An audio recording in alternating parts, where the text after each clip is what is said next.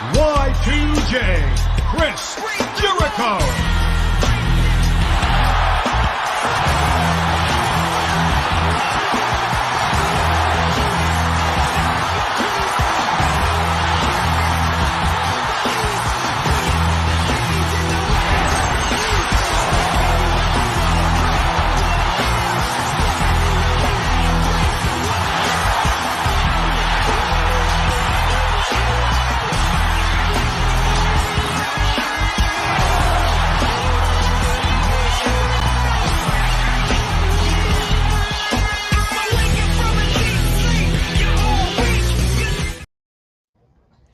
Ladies and gentlemen, welcome to Wednesday Night is Overbooked, and quite frankly, we're late and gay because of ego. Right? How dare you? Come on, that's funny. No, it's actually on me. I am actually the host of this, and I'm the host of so many things that I don't know why. JV would probably be better. Speaking of JV, how you doing, buddy? I'm doing good. We got a premium live event in a few days. We got some stuff happened on Raw and a couple things on SmackDown and some big news. Stuff's in the works. Was announced at the tail end of last week. So let's get talking. Yes, indeedy. Feed the needy. We were not here last week. That was no, we were here last week. Yeah, we were. We were here. It was the week before. Holy shit. Good God, the weeks have blended together. Speaking of blending together, it's definitely not LeftEyeEgo. It's Duke Devil. What's up, buddy? I am really glad Ego showed up because I thought I had accidentally wandered into a White Dudes for Camelot conference. So thank you, Ego, for showing up. You're welcome. I do what I can. Although I also realized none of us have man buns, so we couldn't be part of it. Oh, good God. Here we go. It's already popping, folks. And speaking of popping, it's still not LeftEyeEgo. It's Matt. What's up, buddy? Well, I'm still shocked over Ego's sudden turn to homosexuality after spending time with Jade Cargill. You would think the opposite would have occurred. He would have turned her gay, you know. Yeah, Good I'm Lord. catching all the strays today, y'all. Yeah, you are. I ain't saying nothing. But it's the 21st century, guys, and everyone could be gay. We all know that now. Speaking of Every dude can be a woman. Speaking of catching all the strays, finally LeftEyeEgo. Hey, guys. I'm full of holes from all these strays I've caught. We're not even 5 minutes into the show. I don't know if I have anything left. I actually doubt you were caught. My name is Christopher Ray. You were shot. I'm Christopher Ray, by the way. You were not shot. You have no bullet holes in you. Oh, good God. Here we go. I've been listening to too many politics this week. I have problems. Our entire show is on a sloped ground. Too sloped. Yeah, it really is. And dangerous. Of course. JV says, share the stream if you dare. And of course, subscribe. Matt says, prepare for trouble. Well, we're already balls deep in that. Ego says, let's go, y'all. Eric said, are y'all doing a preview for SS? SummerSlam. Thank Christ. Someone clarified the initials. Yeah. Wade says, meanwhile, Ryan still isn't on a stream. I'm on this stream. Wade, I'm confused. Are you sure? Am I not here? Did I die today while I had that procedure? I could have. If you want to call it a procedure, hey, whatever you pay for is fine by us. Well, they stuck a needle in my right leg, so and trust me, they sedated me at the VA hospital. Ooh, Lord. This one's better than the one in Tampa. We used to call the one in Tampa the butcher shop. This one was a lot better. He says of mine. Well, wait, clarify, bro. That being said, we got a lot to talk about. We got a lot of wrestling, and there's a certain person who looks like his head's going to explode if we don't start talking about JV, would you like to start us out? Jesus H. Christ. Jesus H. Christ. Actually, wait. Actually, Joker, 1 second. You mentioned Butcher and all that. Just briefly, seriously, Abdullah the Butcher is in some serious health and financial trouble. He has a GoFundMe. If anyone out there listening wants to help him out, just feel free. It's he's a legit all-time player and he's having financial trouble, severe health crisis. You can get the whole story online. It's been all over wrestling news for the past 2 weeks. So sorry to interrupt. I just wanted to. You reminded me. I wanted to get that in there. No. Appreciate that, man. Yeah. Had no idea. Okay, so we started with Brad's intro. So Brad, what do you want to talk about? Well, all I got to watch this week was highlights from Raw and Joker shows. But are we finally set for our actual SummerSlam lineup at this point? Interesting you say that, because SummerSlam, for some reason, has a 3-hour pre-show with no matches. Why they have a 3-hour pre-show? Yeah, with no matches. So, I don't have no idea. They're going to be doing top fives like us. That's what they're doing. They're copying us. Maybe. Also, Brad, real quick, I think you're on the wrong mic, just for the record. You sound hollow. Okay. So SummerSlam has got a 3-hour pre-show, which that can just fuck off. I'm not watching a 3-hour pre-show. Wait. Hold on. You're not going to watch a 3-hour PLE? Pre-show. Oh, sorry. Pre-show. Thank you for talking slow. Thank you for talking. Does this sound better, guys? Oh, much better. Yeah, much better. It's on my microphone camera.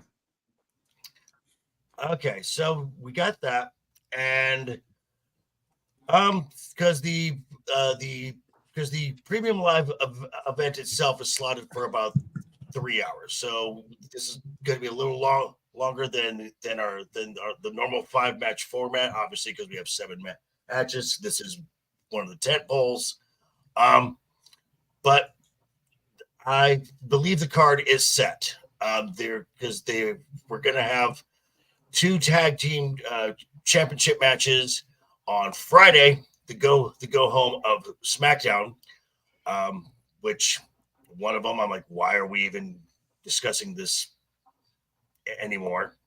And that will be the women's tag team championship, with the Unholy Union being challenged by Jade Cargill and Bianca Belair.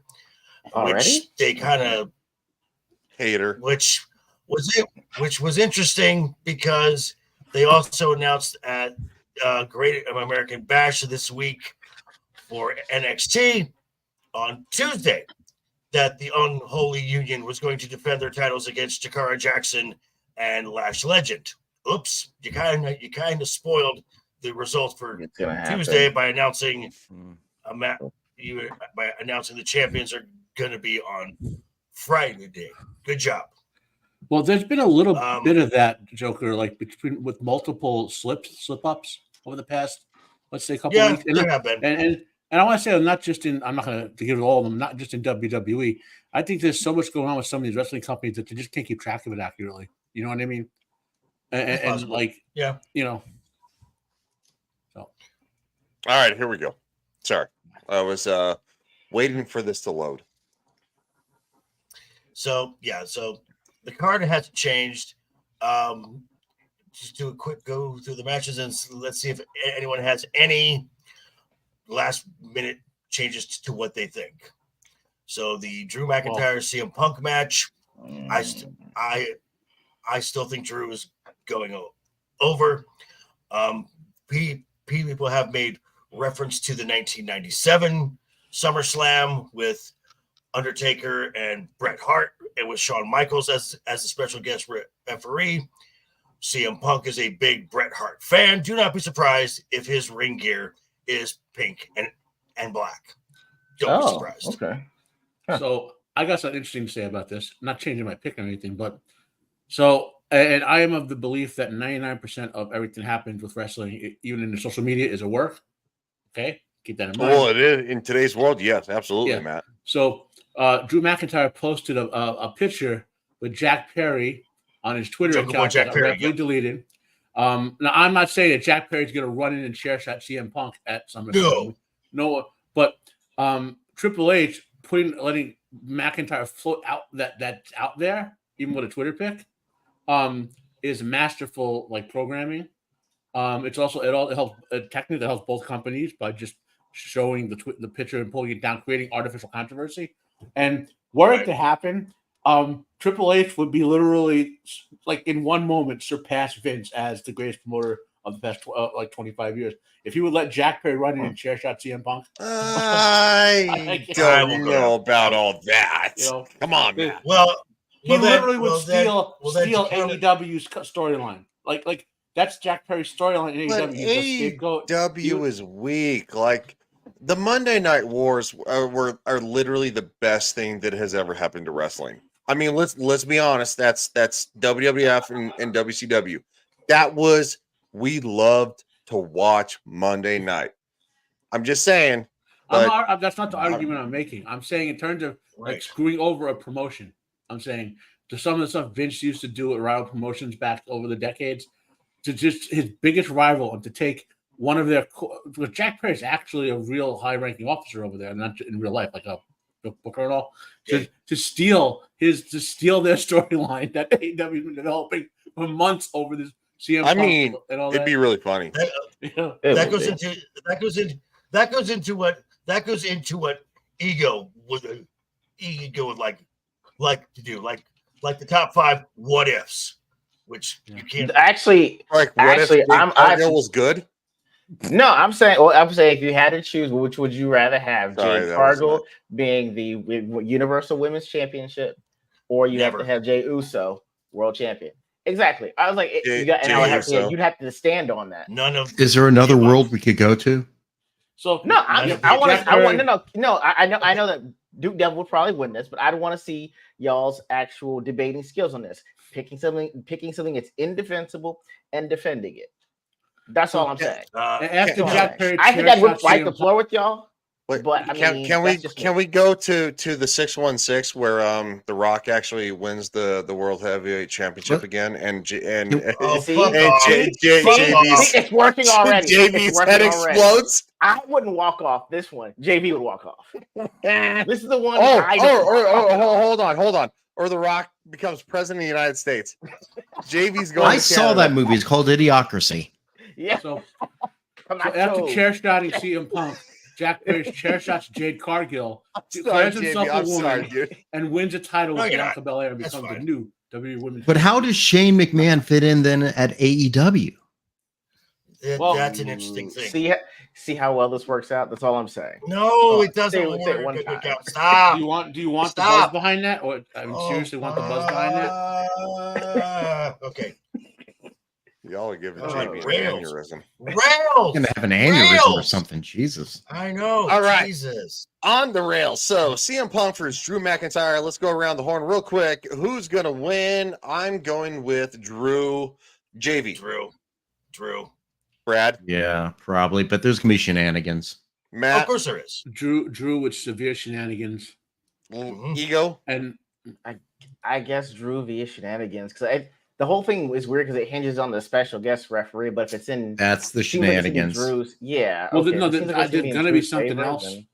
It's not going to be Jack Perry, but it's going to be someone else getting involved in that match. That's my that's the case. Probably Drew. Ego, I'm calling on you. I'm calling on you first on this match because, quite frankly, I just feel like you phoned it in. Which one? Like, where's the representation there, sir? Where's the black vote?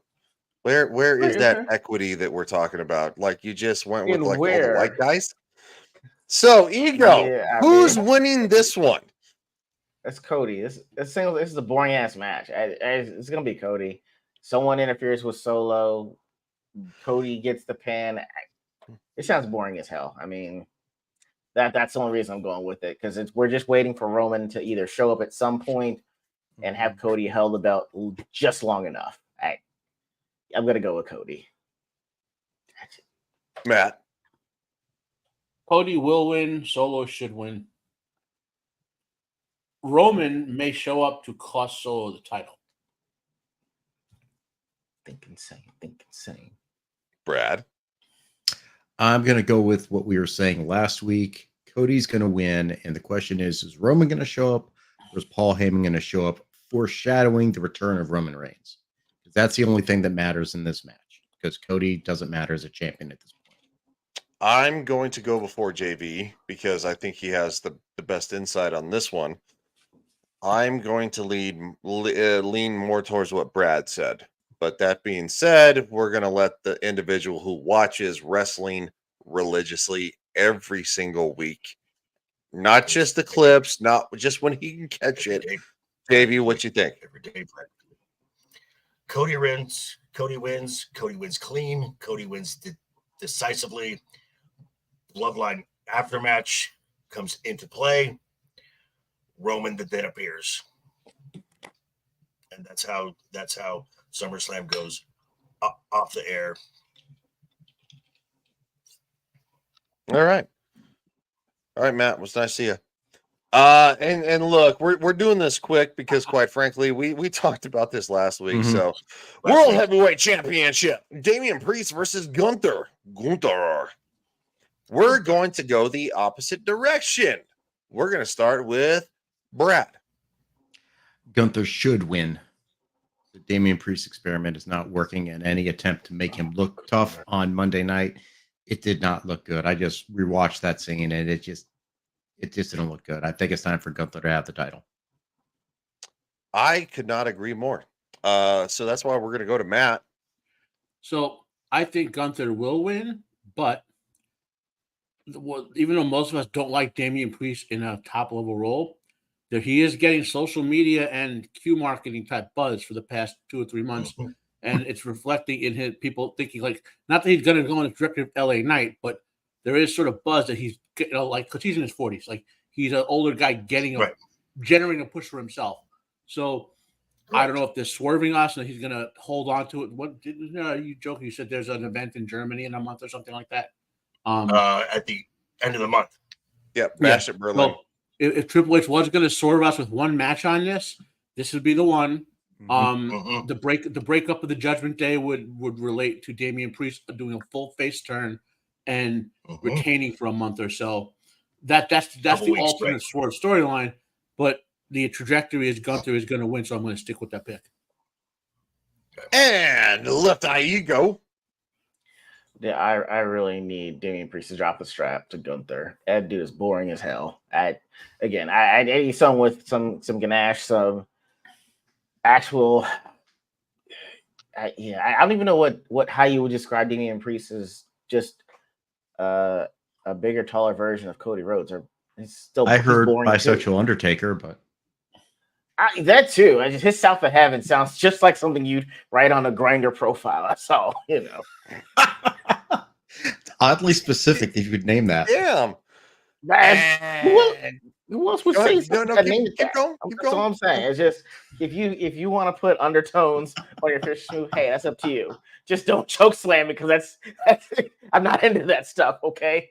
You want to put undertones on your Undertaker profile, like on. Exactly.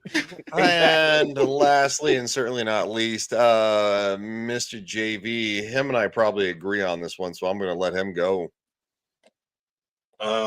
Damian Priest at the end of Monday Night Raw was standing tall, standing victorious, made himself look strong. If you're a fan of Damian Priest, that's a bad sign. Just like Sami Zayn, also stood tall and stood strong at the end of the segment with him and Braun. If you're a fan of Sami Zayn as the IC champion, that's a bad sign. Going into the go home show, Gunther wins. Yeah, I agree with that one. Because again, wrestling has this notorious way of leading into the pay-per-view. If you get smoked right before the pay-per-view, usually there's a small, just a smidgen of about 8% chance.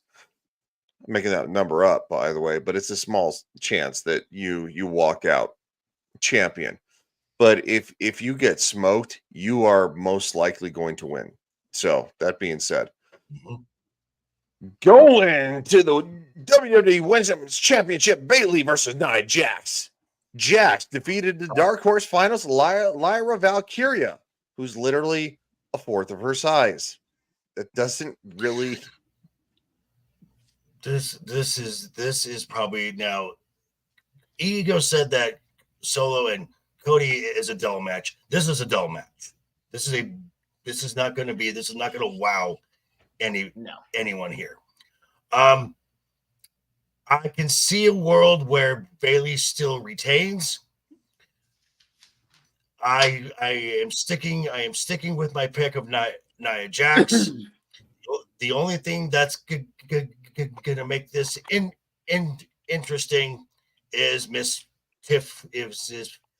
Tiffany Stratton is at ringside. Now, I will say this. If Nia Jax gives Tiffany, as she promised, the new briefcase because Bayley wrecked the original one. Mm-hmm. If Nia gives Tiffany the pink bedazzled briefcase, Tiffany is going to hold that briefcase for a little bit because guarantee that is going up on WWEshop.com that night, and they're going to sell a shit ton of those things. And I say Nia wins if Tiffany gets the new briefcase. If Tiffany doesn't, I can see Bayley winning and Tiffany cashing in. I want to go with Ego. All right. So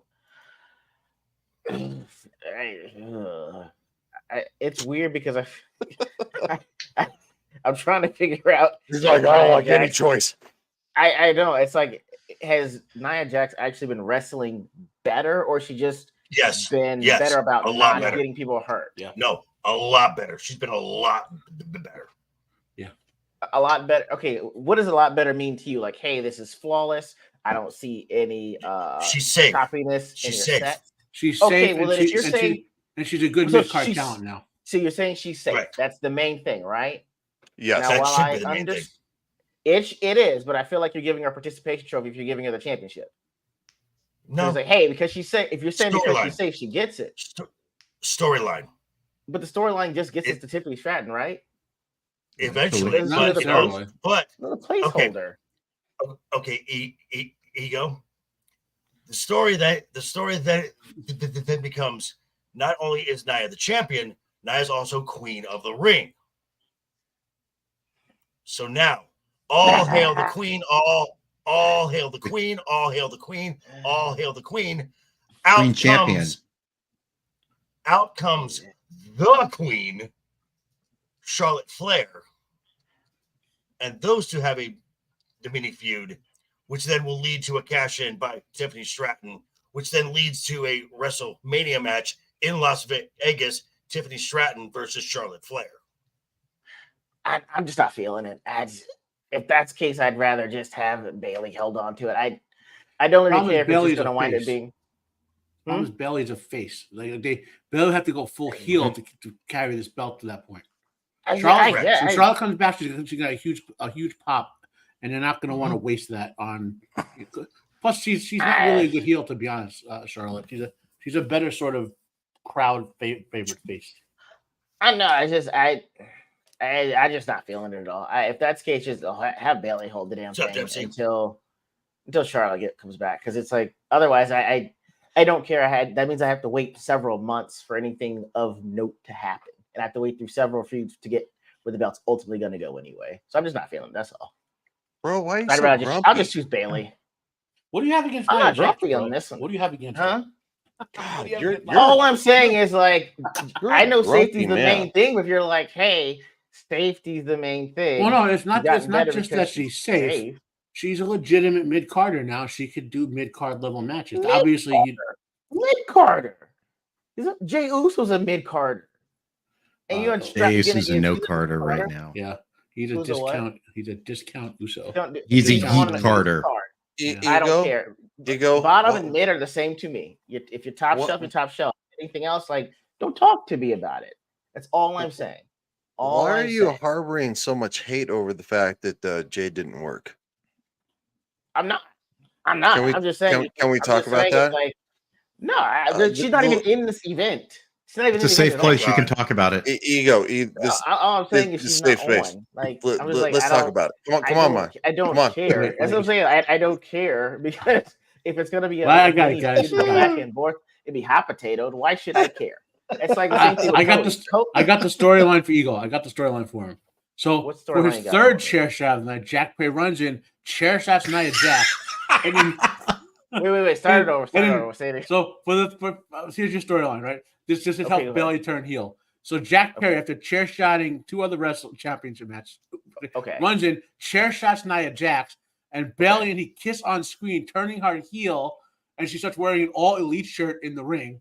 Just on heel. That's a storyline. I think Jack Perry chair shots in every match. I think that's the end storyline. Every match, chair ended by Jack. That's at least interesting. Thank you.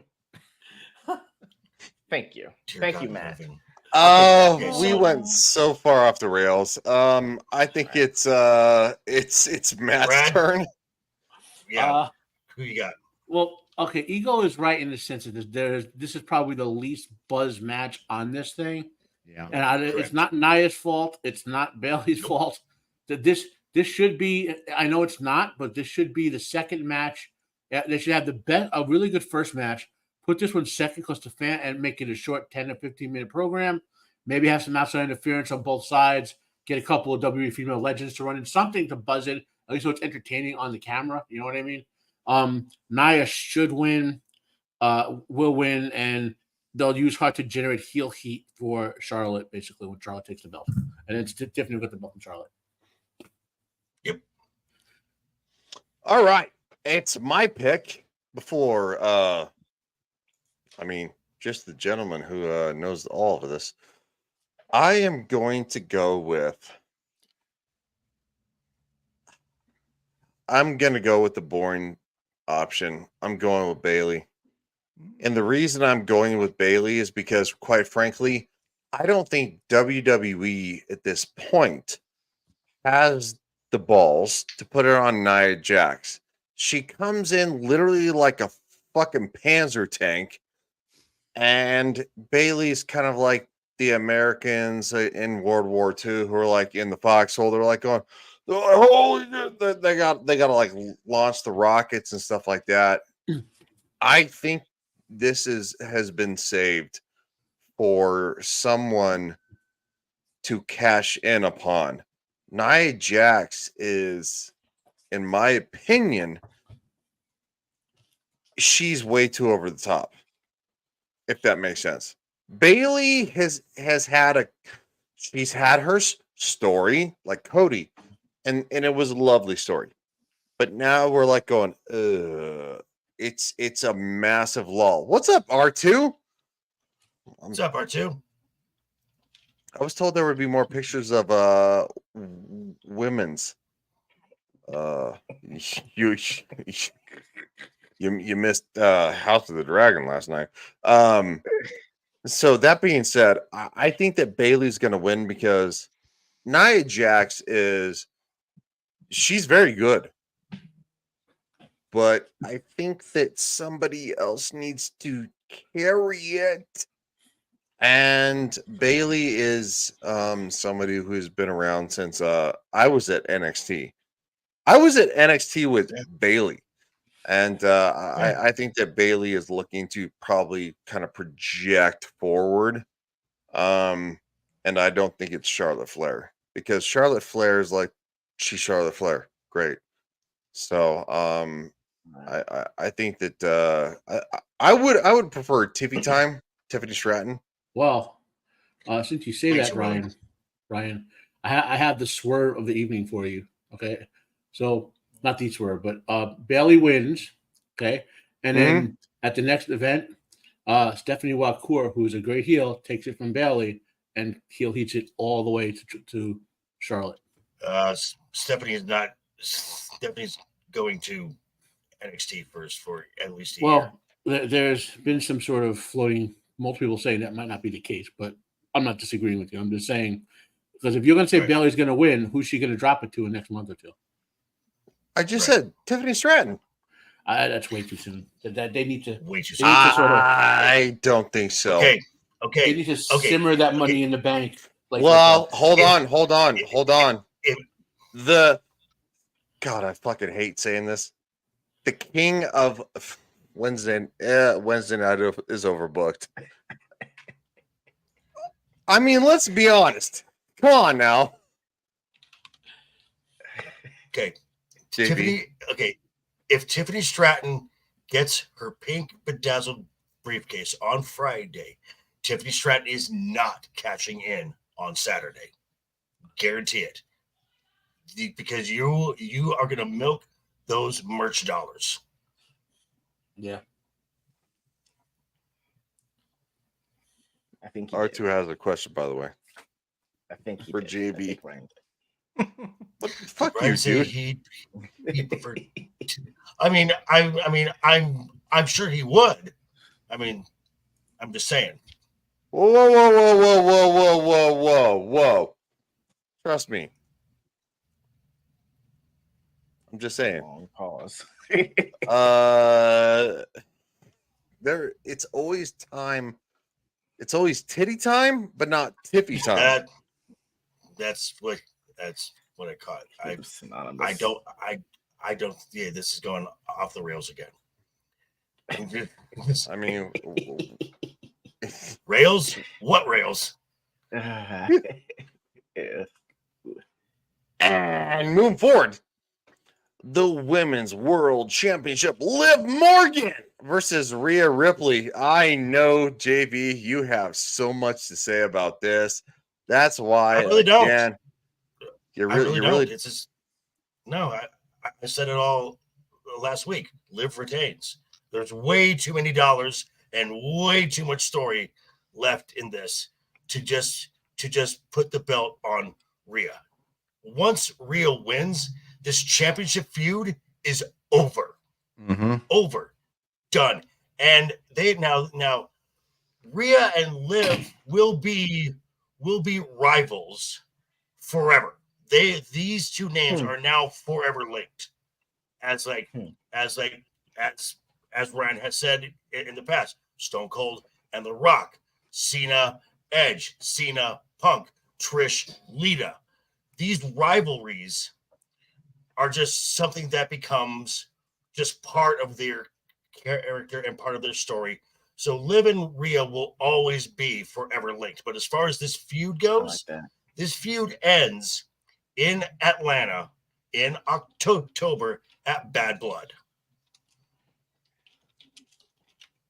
Ego.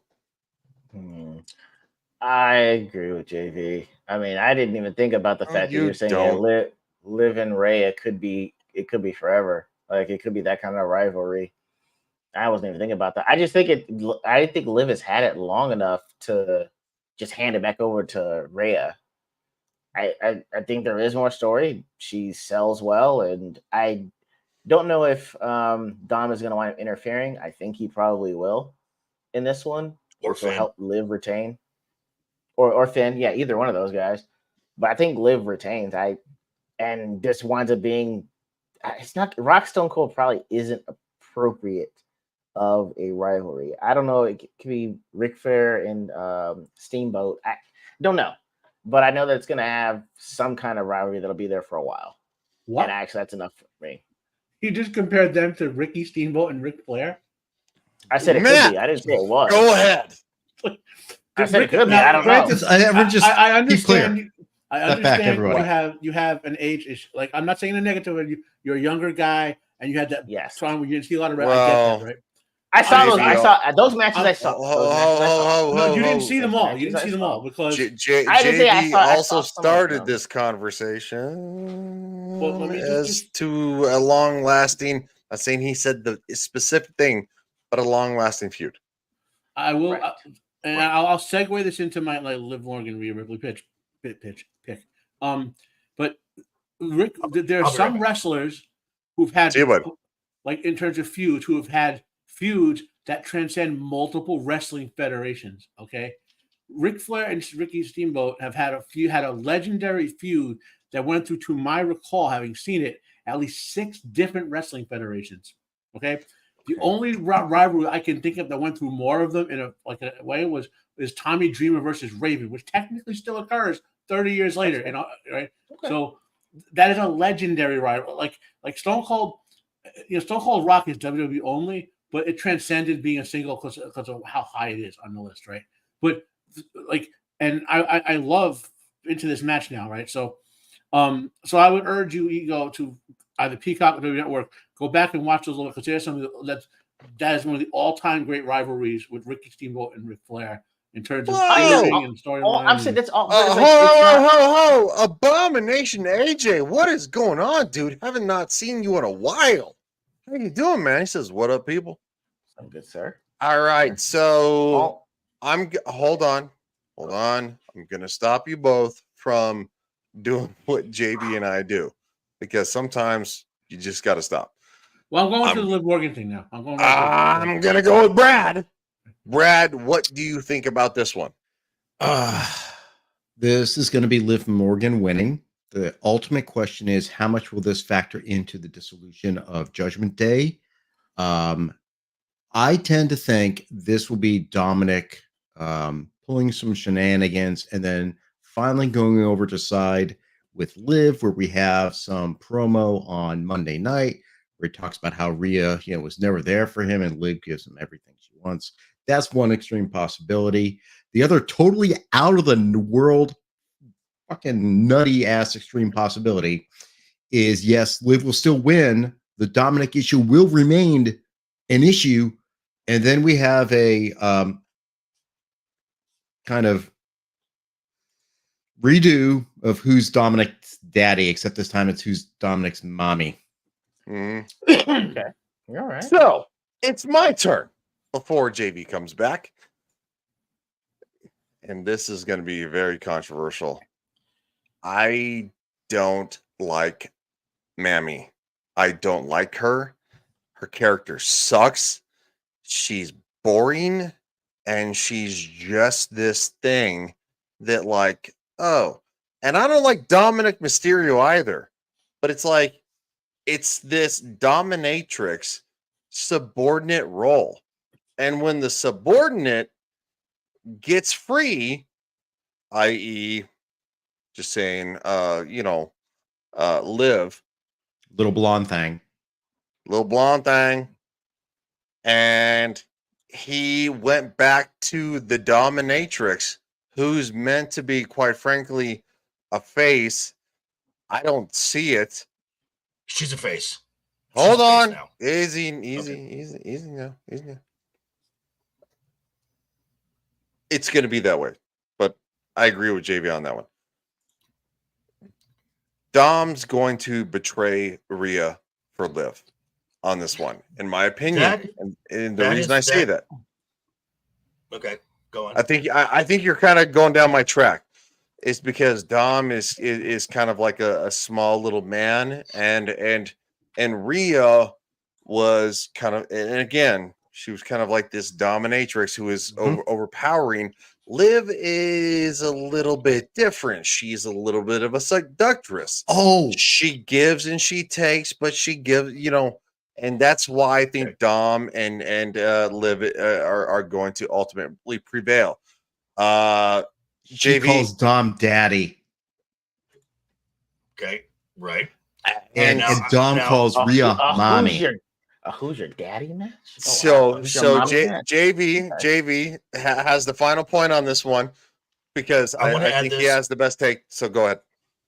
I want to add this, and the reason I've been mentioning Finn's name a lot.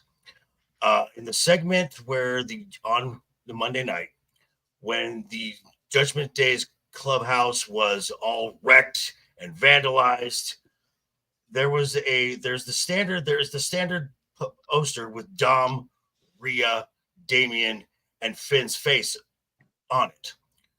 Dom had his eyes X'd out over Damien's. There was spray paint liars, which obscured Damien's face. Rhea was X'd off. The only face that was untouched, Finn Balor's. WWE, and that is done on purpose. Oh, of course. Yeah. So Finn is going to play a big part in this on Saturday. Who do you think is going to win, though? Oh, Liv is. That's easy. Liv. Okay. Okay. All right. So the majority of us are on the same page. Yeah. Okay. I think we all win for the rescue. Logan Paul and LA Knight. Yeah. Yeah. Ugh. Yeah. Hey, It's Okay. fine. I like it, but I don't like it. It's just it's time for LA Knight to have a belt. He should have got it last year.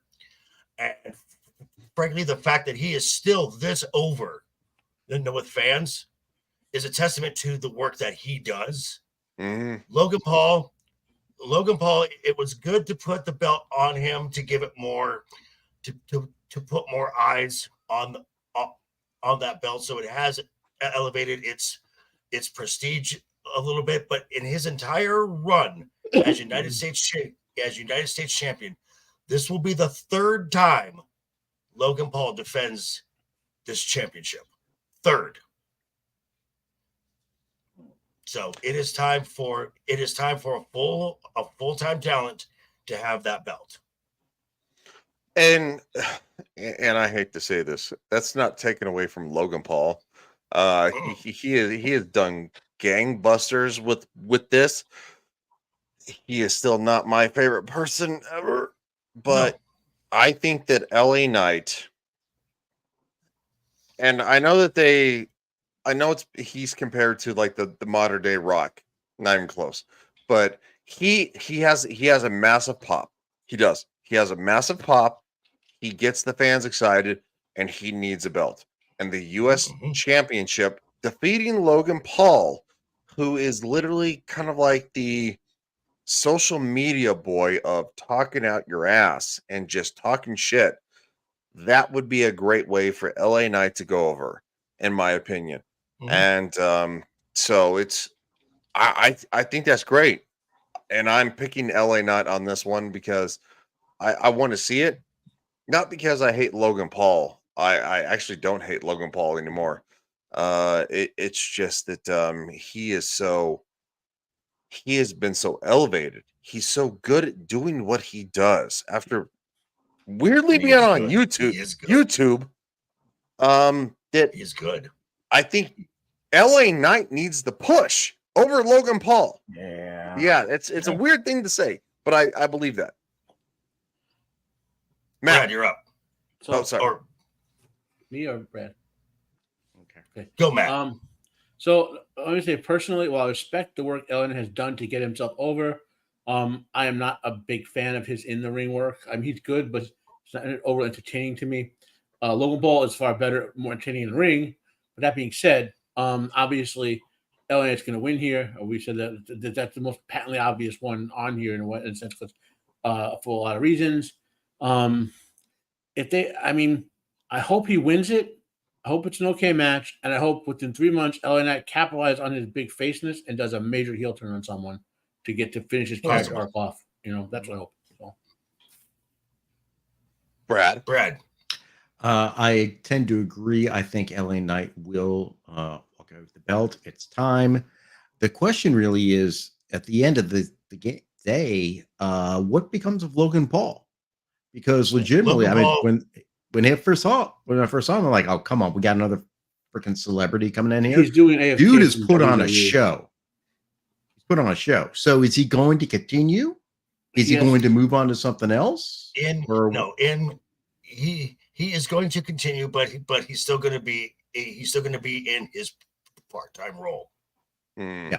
He's doing a legitimate real life AFK. Like I don't know if it's a TV show or a movie or something, but there was a hint drop a few like 3 months ago that he was talking about a big movie project or something coming up. You know, the Paul brothers are like that. They have all this stuff going on. So you know, Right. I'll say this: he's doing the John Cena a lot faster than John Cena, and the reason I say that is because I think that Logan Paul has literally the same type of energy as John Cena, and I love watching John Cena in movies, so that's not a shot at John Cena or Logan Paul, but I think Logan Paul built somewhere first on social media, so everybody's like, "Whoa!"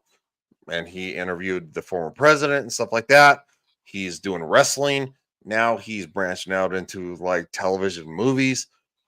I think he has a very bright future, and compared to both brothers, I prefer Logan Paul drastically over his Jake? yeah, Jake Paul. I don't know.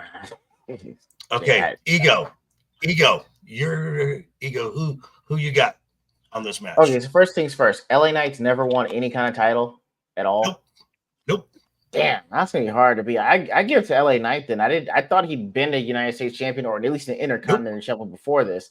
Since he hasn't won anything, I didn't know. I thought he'd been over because he'd been a champion before. So if he's just over without having one, I can't see him leaving without it. I mean, Logan Paul's always going to be there. He's like a draft and stash. Like he can pop whenever he needs to. He came in as part-time.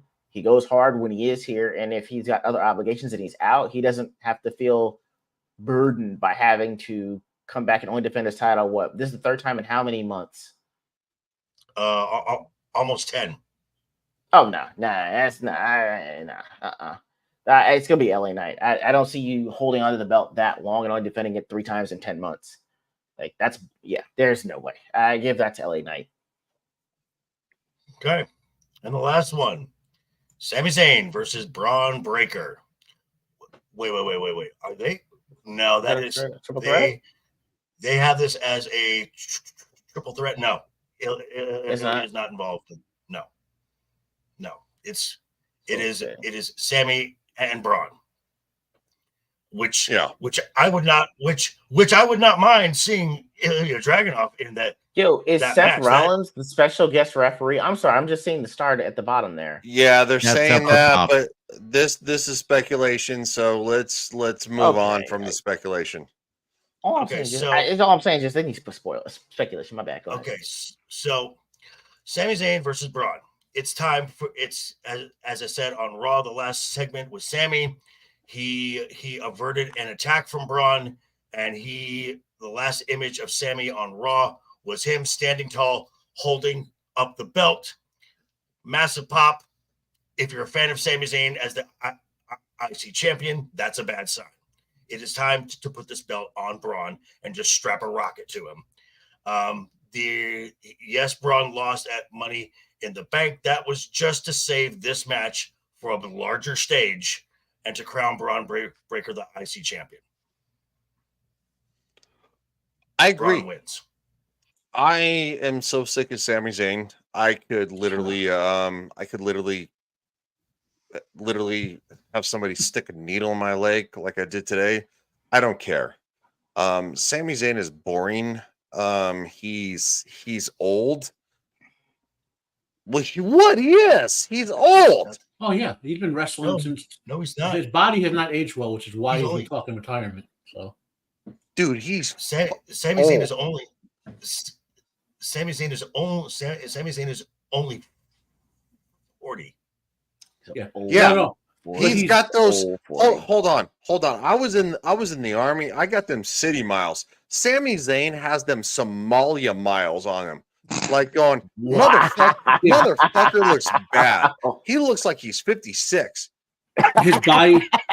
So, to add what Ryan says, so Sami started as essentially a luchador hardcore wrestler for a long time, El Generico, and his body took a lot of hits during that. Right, Kevin Owens was there with him, but Kevin Owens is physically more robust than Sami Zayn, basically. And so Zayn has said in his semi-real tweets and all the interviews, he feels his body telling him it's retirement's coming soon. He said that repeatedly in the past year or two. So this is Sammy's last run, which is essentially, Look, and that's not a shot at Sami Zayn. It's not a shot. No. As somebody who knows the toll, as somebody who's been in the military and who's been a police officer and who's been at NXT, you beat the holy sweet Jesus out of your body every day. And so, no, I get it. I absolutely get it. He'll be in the Hall of Fame easily. I was a high school wrestler for 2 seasons, and the doctor stopped me for medical reasons. I still have injuries like arthritis in my hands and wrists just for 2 seasons of high school wrestling. 30 years later, now imagine what these guys go through with like how many bones a year that these guys break, And I mean, I don't like Sami Zayn's current in-ring persona, but I've always been a fan of his work, So, right. And this is his last like top level run. This is my comments on the match. Obviously, we all think Braun is going over and whatever.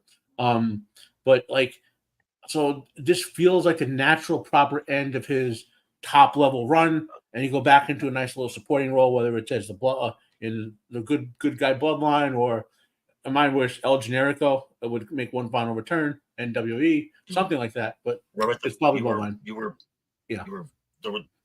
We're right the first time. There is a reason. There's a reason the last two weeks, Sammy and Jay have been paired. Yeah, together. and that will take physical pressure off of him if he's in a group doing stuff like that. So, I agree. It'll also kind of cement, his retirement as being celebrated, but not just by fans, but by the people who have stood by him. Because again, wrestling is very, very similar to the military. Your brothers and sisters to your right and left, you depend on them and they depend on you.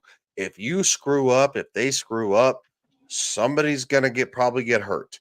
And so I think that would be a beautiful way to go out. He'll lose, but it'll be one of those things that that fans can be happy with.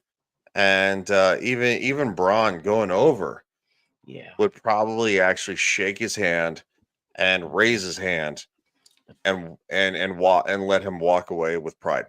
And it's going to be clean. No shenanigans at all. It's going to be a clean win. No, I agree. This is a clean win. Yeah. This is a clean win. Yeah. So, Brad, who you got?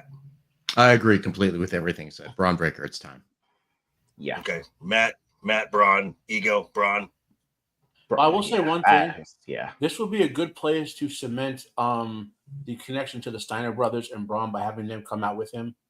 Just Possibly. Wow. Yeah.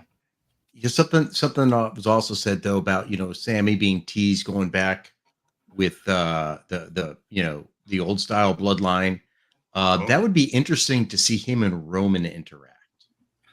Or on what Brad says, if you want to do a full like over the top heel for Braun, only Rick and Scott tell Braun to just crush him after the match, and one of the Usos runs out to save him, and that connects directly to both storylines. Gives Braun a lot of heel heat, right, and then connects Sammy back to the bloodline neatly. That would actually getting some heel heat would be really good because we all know it's better to have heels as champions for certain time periods. Yes, that's true. That's true. Okay. So before we get into our top 5, there was one big, it's not really a story yet because nothing's for sure, but there were some folks who were seen across the pond last week doing some chit-chatting. God damn it, Ego. Did you go to fucking England and disrupt things? You know they don't like black people. Only if I get it in service to Jade. Okay. Service to Jade. White people are rarity in England now, apparently. Well, at least London. Oh, that's true. So WWE President Nick Khan and Chief Content Officer Paul Levesque went to London to meet with London Mayor Sadiq Khan. No relation. Because a few months ago, upon re-election, the London mayor posted on his Twix account that he would like to see London become one of the sports entertainment hubs of the world. And he specifically mentioned he would Yes, please. love London to host. He would love London to host WrestleMania. To which Fuck Paul, yeah. to which Paul Levesque just responded, "Let's talk." And so we know that there is a huge stadium in London, the new Wembley Stadium, which AEW last year for their all-in pay-per-view put 81,000 people in that stadium. Well, yeah, they host It could be- the World Cup. And Okay, look, so we're talking. So we are talking. Because there has not been a destination announced for WrestleMania 42. Don't be surprised. WrestleMania 42 in London. This is where you put that big marquee matchup that everyone has been wanting for years, for the first time in London, in front of 90,000+ people. Night 2, you put The Rock and Roman Reigns for the Bloodline. That's your main event. You know I got to do it right. No, you really don't. I'm done. Sorry. It's necessary. I'm just saying, if you can go, I would let you do it. Why are you flipping me That off? was very awkward. It is awkward. By the way, AEW All in London is on August 25th this year. It's coming up. So Correct. Also, just saying, So WrestleMania thoughts? 42,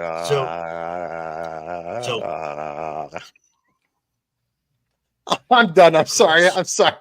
JV's like, Jesus Christ, what the fuck am I doing? Nah. you're trying to give JV a piece of the Rock's pie. That's what you're trying to do. Nah. JV's favorite wrestler is The Rock. He loves The Rock.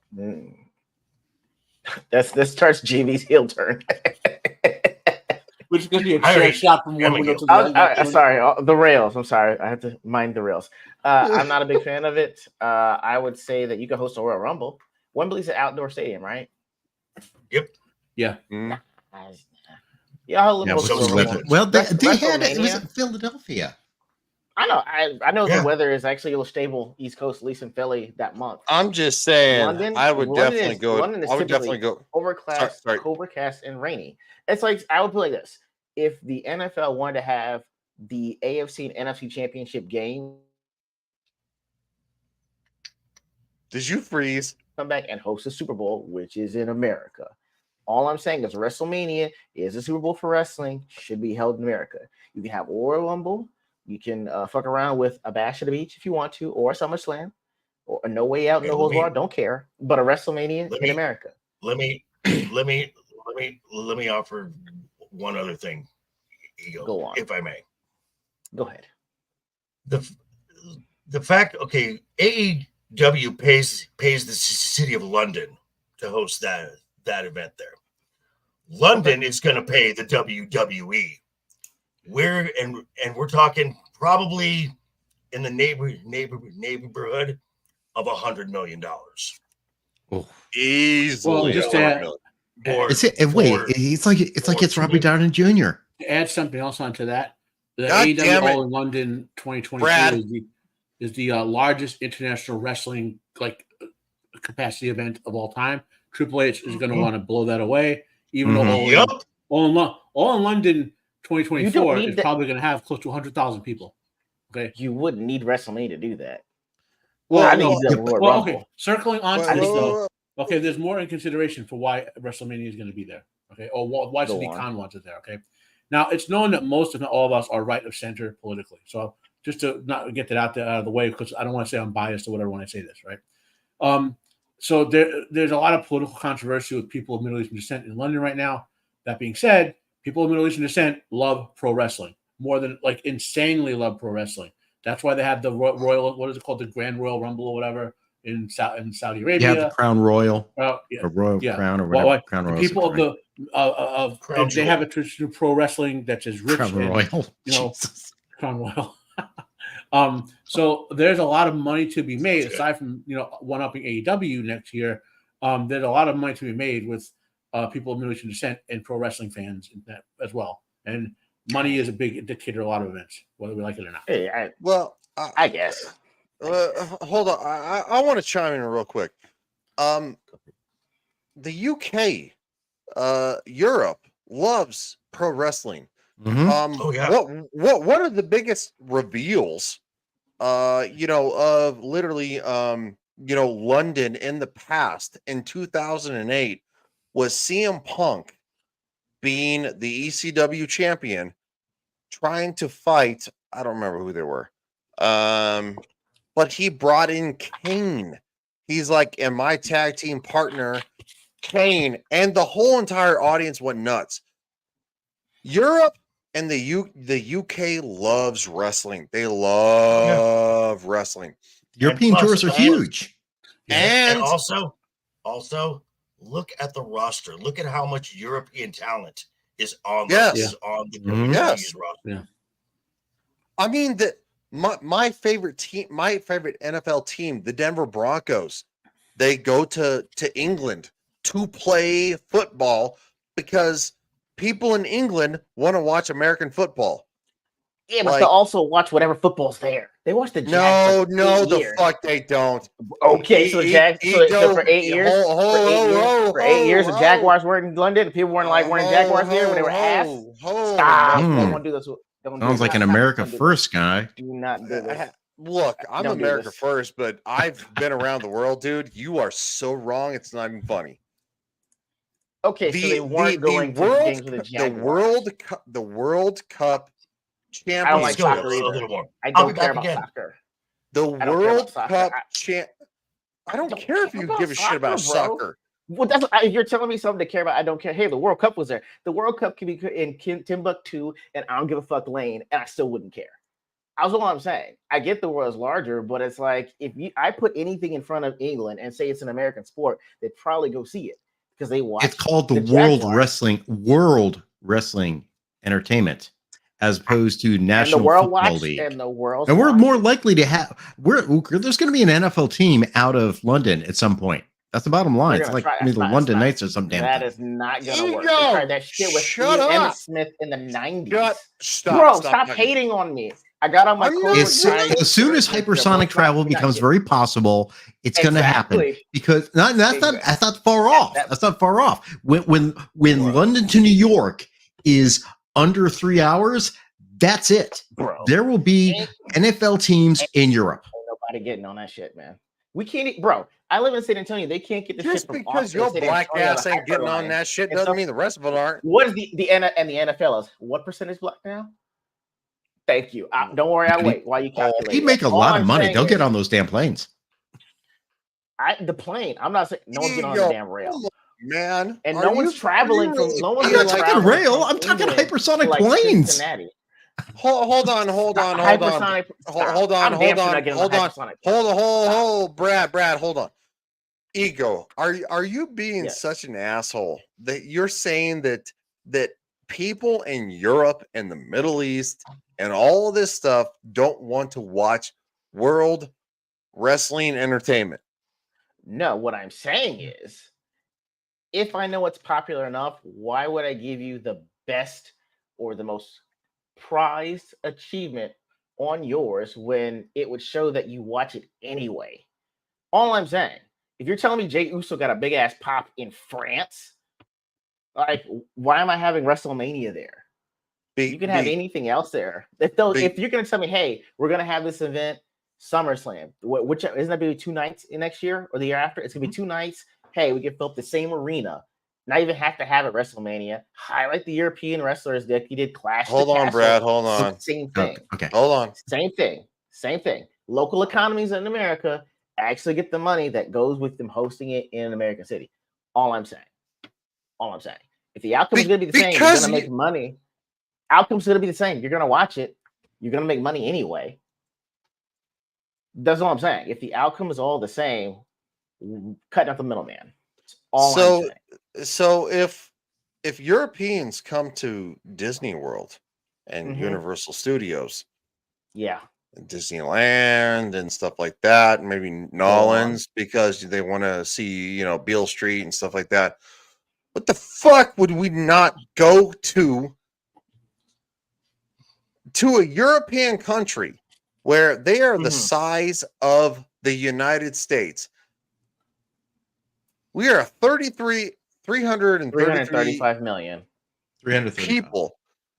And Mhm. why would we not maybe host a WrestleMania there? Just saying. Why would we have Whoa, to? hold on. Why get would a- we have to? Everyone Okay, watches what let we me put out let me here. let me do this. Let me say this. It's not because WWE has to. WWE wants to. There you go. That's it. I don't. That's the Either bottom way, I still don't care. It's like if you're Okay, gonna have plus- the same event, Okay. you want to do it. Also, Ego. Yes. London is kind of a hub of the world. Huge. It's like New York City, motherfucker. Where Okay, do so- you live? Except they Where speak do you British. I live? live in Philly, New York. New York's overrated. So you're like the asshole of the fucking United States. Like, what are you doing? The asshole of the United States is New Jersey. Okay, everyone knows that. It is. It smells like Living it. there, I could confirm I'm that. just- Thank you.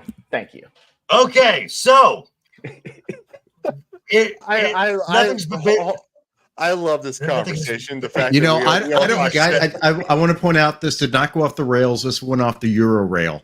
So right. We're in the tube. So we are stuck in the tube. channel. Shit. So here we go, folks. It's time for the top 5. Top 5 heel turns.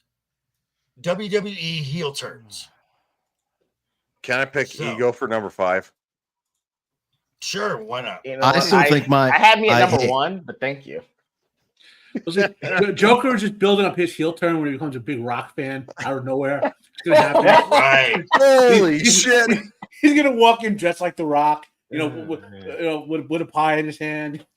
I still think Sure. Pence on Trump is huge. I'm sorry, That's not huge. Okay, so Huge. Shit. everybody, All right. so are we ready? Yes. Hold on, I have to get my ready. Okay, I think I'm I'll good. get mine ready. I am ready. I'm just resetting my headline. So Okay. whenever you're ready, JV. Ego, you ready? Yeah, I'm ready. Brad? Yep. And reveal. Sorry, something's glitching. It's weird. I got Okay, Shieldon. Okay, we got some. Wow, we're all over the. Ooh, nice one, Brad. Nice one. Okay, so actually, Brad, let's start with yours. Okay. So when I was looking at all this, I was kind of thinking, what is significant about a heel turn? And then one of it is just like, how it affects the characters further down the road. And, I was not big into NXT really. But DIY's heel turn, when Ciampa turned on Gargano, I got interested. And honestly, that was the only reason I watched it. I mean, I had to go back and I actually took notes and they became champions. Then they lost to AOP. Now we do know that I think Ciampa had an injury at the time. So he was going out with an injury. So it was, storyline driven, but it was made out like Gargano, you effed us. We should have won that. So, we had that heat going on. And then Ciampa was gone and Gargano went on a singles run, but Ciampa returned. And then was it 3 matches? You had 3 solid, just, I don't mean hardcore like hardcore style, but like hardcore true wrestling matches between Johnny Gargano and Tommaso Ciampa, which were just fantastic, outstanding matches. And you want to talk about what are the greatest, rivalries between 2 guys who were like, still, look, we know they're buddies in real life, right? We know they're buddies, their families hang out together. But the way they played off each other and played the brothers turn against each other and how it drove Johnny Gargano to like nice guy Johnny became like hardcore badass pissed off MFer. I mean, it took him to places he didn't want to go. It was like that was a great storyline, and that's why I picked that. Okay. And it was honestly the thing that made me watch NXT. Okay. I'll go next. Shawn Michaels. Now, this aired in 1992, but they filmed the segment in 1991. We all know what I'm talking about. The barbershop moment where the Rockers were having struggles. They were having issues. And Marty was making the plea to Shawn, come back. We're going to be brothers again, and we're going to take over the world as the Rockers, and the Rockers and the Rockers. And they hugged, and out of nowhere, Shawn Michaels super kicks Marty and throws him through a window. This set Shawn Michaels on a Hall of Fame career. Yeah. Started him off as a heel and everything that happened from that. And there's even now a wrestling term amongst tag teams. Who's the Marty? Who is the guy who's just less charismatic? And once they split up, is probably going nowhere. So this was a significant heel turn because, again, of what it did for Shawn the Michaels. Ego, the Seth Rollins Shield turn. That's a good one. Thank you, sir. Like I said, that's kind of what had got me into NXT a little bit because they were telling me that's where they came from as far as development. So it actually got me into NXT. But the fact that I hadn't seen a trio of me seeing trios wasn't really a thing that I saw because I'd seen it more in Luchador Underground. So me seeing a trio that was set up, and I'm like, okay, all these guys at least have something going for me. Enforcers, pretty much. But I didn't know where that trajectory should go until one of them broke off.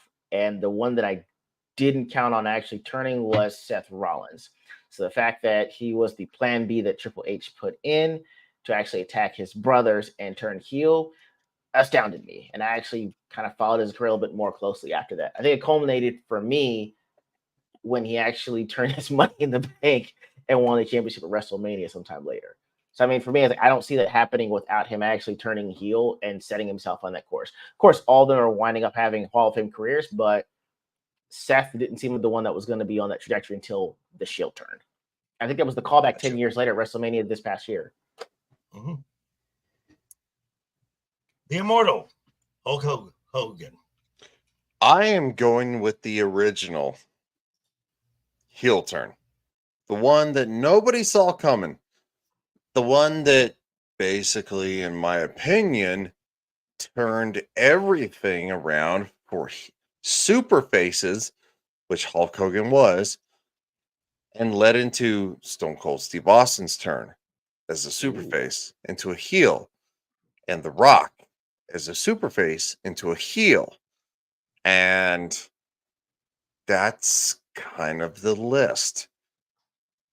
Hulk Hogan paved the way for some of the best ever to literally turn heel, because when he came out and became a heel, he was no longer the Hulkster.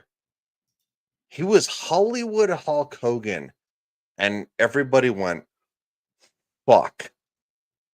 And then we got Stone Cold Steve Austin turning. Then we got The Rock turning.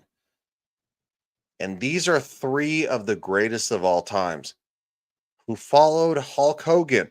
Whether I love whether or not Hulk Hogan was the best of all time, but he was the first to do it, in my opinion. He was the first to make it so good that you just could not stop watching. And then Stone Cold Steve Austin did it. And then The Rock did it. And it just kept doing. And quite frankly, this is outside of this argument. I wanted John Cena to do it, and he never did. So Hulk Hogan. Okay, Matt, you're up. Okay, so the 3-pointer, based solely on your guys' arguments, right? The 3-pointer is Ryan. Right? You guys have heard me talk about this heel change before. I'm shocked that this is your number 5 for 3 of you. The Hogan, Michael, and Rollins is number 5. What do you consider higher ranked than that? Is going to actually shock me. Okay. That being said, since it's based on your arguments, I won't say what they are in case other people have the Shawn Michaels heel turn or the heel turn. There are other arguments you guys could have added onto that, which might have possibly gotten over Ryan's argument for Hogan. Even though, like I said, but so 3 points is Ryan and Hulk Hogan. Based on what they said, 2 pointers to Shawn Michaels, and the 1 pointer is Ego. Okay. All righty. There. Okay, for our number 4. Hold on. I may have to call an audible. You don't get to call an audible, you punk bitch. Well, that's why I asked about WC. That's why I asked about WCW in the chat. Bro, You that's fucking why loser. that's why I had Hulk Hogan on there, man. I was gonna put that on there. I was going to put Hogan on, but that's why I asked about WCW. So I went, just so you know, yeah, I went pure absolutely, WWE. Yeah. I went pure WWE. That's why I'm asking that. So otherwise, I would have put Hogan on there at some point, but I'm not putting him on there. So I'm going with my list. I'm arguing my list. Okay. Here's your number 4. Are you ready? Hold on. Whoops. Wrong button. Hold on. Yeah. Same. And I am ready. Ego, you ready? Yeah, mine's already on there. My bad. I'm good. Okay. And reveal. Okay. All right. We got Ego with Sean. Mega Power. Okay. Vince. Which time? But that's okay. Okay. I will. Ego. Go first. All right. So first off, I'm sorry. I still haven't gotten the chance to see the CM Punk documentary yet, but I will. All right. One of the few documentaries that I did see was the Shawn Michaels documentary, at least from the beginning to the point where he's just started working with NXT. So Shawn Michaels is one of my favorite wrestlers, but I just didn't know how far back his career had gone and that he was with the Breakers. And so it seemed that they were a pretty decent tag team, but again, you can see someone whose stock is rising and someone who's going to be stagnant.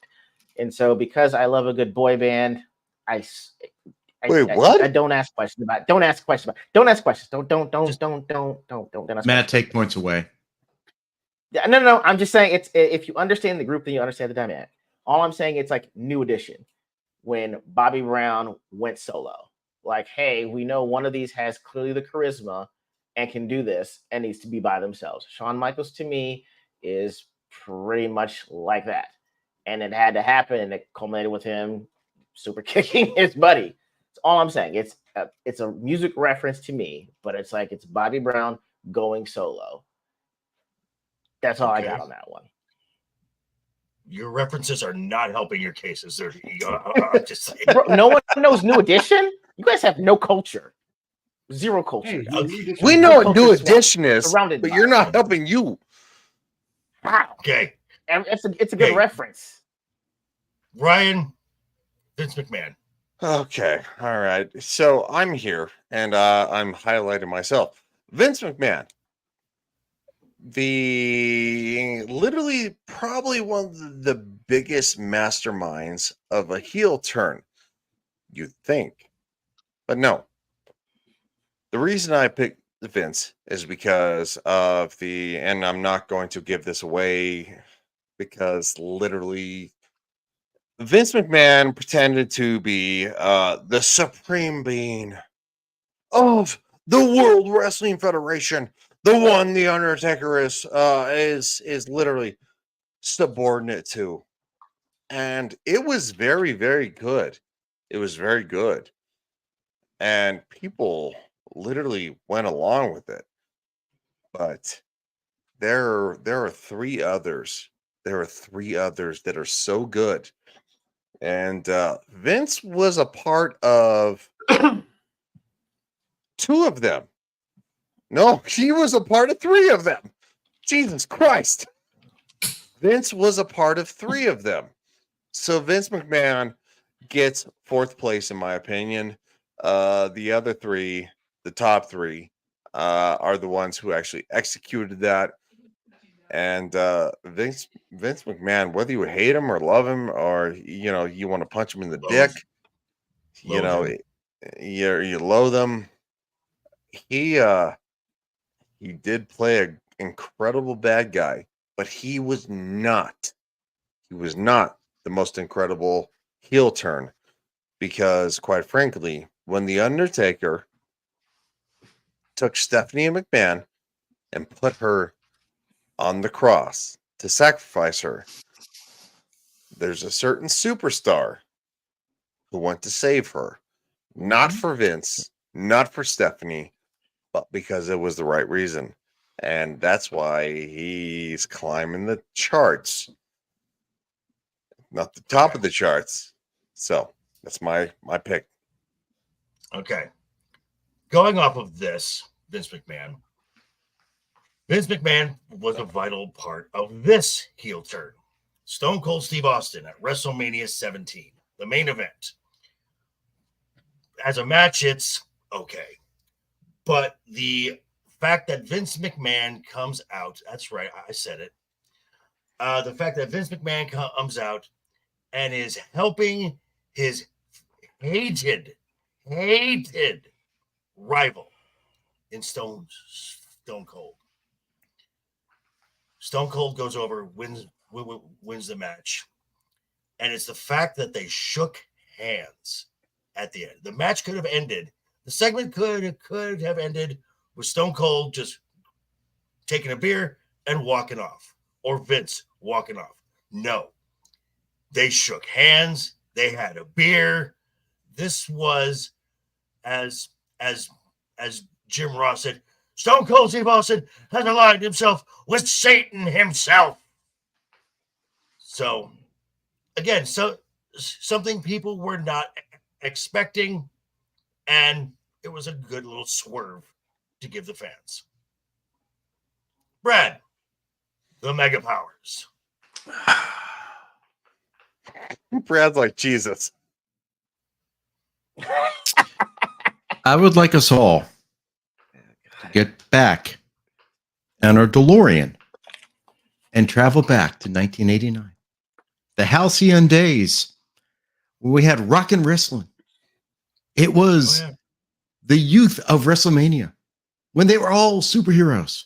And we had the two biggest superheroes unite in the classic handshake. The Mega Powers formed. It was the force to stop everything. And what drove it apart? Well, I guess we could go biblical and say it was a woman. Because someone had lust in his heart for Miss Elizabeth. We have to remember back in the day when, because we get wrestling now, like, we're our 40s and 50s, okay? But back in the day when we were kids and we're seeing our two heroes going against each other, and we remembered Randy Savage becoming the world champion. Remember him hoisting Miss Elizabeth on his shoulder, and then him and the Hulkster unite. The Real American and the Macho Man unite to create the greatest union of wrestling history ever. And it was driven apart because of lust. It was, again, the significance to this heel turn, I think, is really where we were as kids. Because we look at it now, and we're all analyzing, Vince doing this and Stone Cold doing this. When you're watching this and you're a young kid, this is shocking. This is like, oh my God, how could these two friends, they bonded, the greatest superheroes ever. They were driven apart, and Hulk Hogan, it was pure of heart, which we can't say now. But what this created was, the heel turn of all heel turns that no one expected back in the day. Now we look back, and of course we say it's going to be a heel turn, but to have two kids heroes and one turns, and it's all about Miss Elizabeth and Randy Macho Man Savage's paranoia. Yeah, I just recently watched Dark Side of the Ring. It was epic and just perfect WWE 1980 storytelling for a heel turn. Okay. So Matt, you're so up. so Brad is literally, let me tell you something, brother, and let me do something. Hey, Trump Maniacs are running wild. So I do like Slim Jims. So, Just fuck with speaking it, of Jesus and the DeLorean, I heard that Vince used the DeLorean to go back in time 2,000 years and gave the 30 pieces of silver to Judas in the greatest heel turn of all time. So, Yes, Matt with the jokes. Wow. Nice. Damn. you guys set that up so perfectly with the order you did that in. That was nice. Jesus, DeLorean. I was like, yeah, have that do it. Have to do it. Well played. Um, Well done. But there's some great choices here. Based on the reasons you guys gave, Stone Cold gets the 3-pointer. Nice.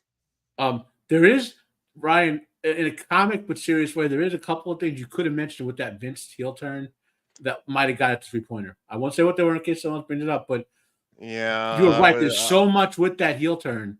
There's I just was so much. saving a lot of that for then. Okay, so that's so good. Good. I don't want to go there. Right. Yeah. The 2-pointer is Ego and Shawn Michaels. Yes. Well, no, wait. 3. Yeah. So 3, Stone Cold.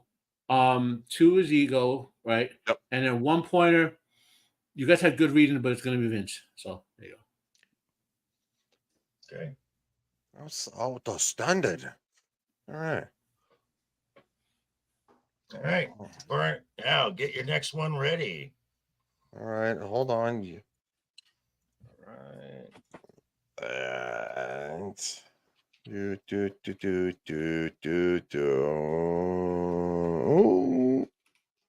God bless it. Can't spell today, apparently. I'm ready. All right. Ready? Ego, you ready? 3, Yes, sir. 2, Brad, you ready? Yo. 1. Reveal. Okay. Okay. Got it. Hey, Ego. There you go. Okay. I'll go first. Roman Reigns, a character who had just returned a few days before at the 2020 SummerSlam. This was the Thunderdome era.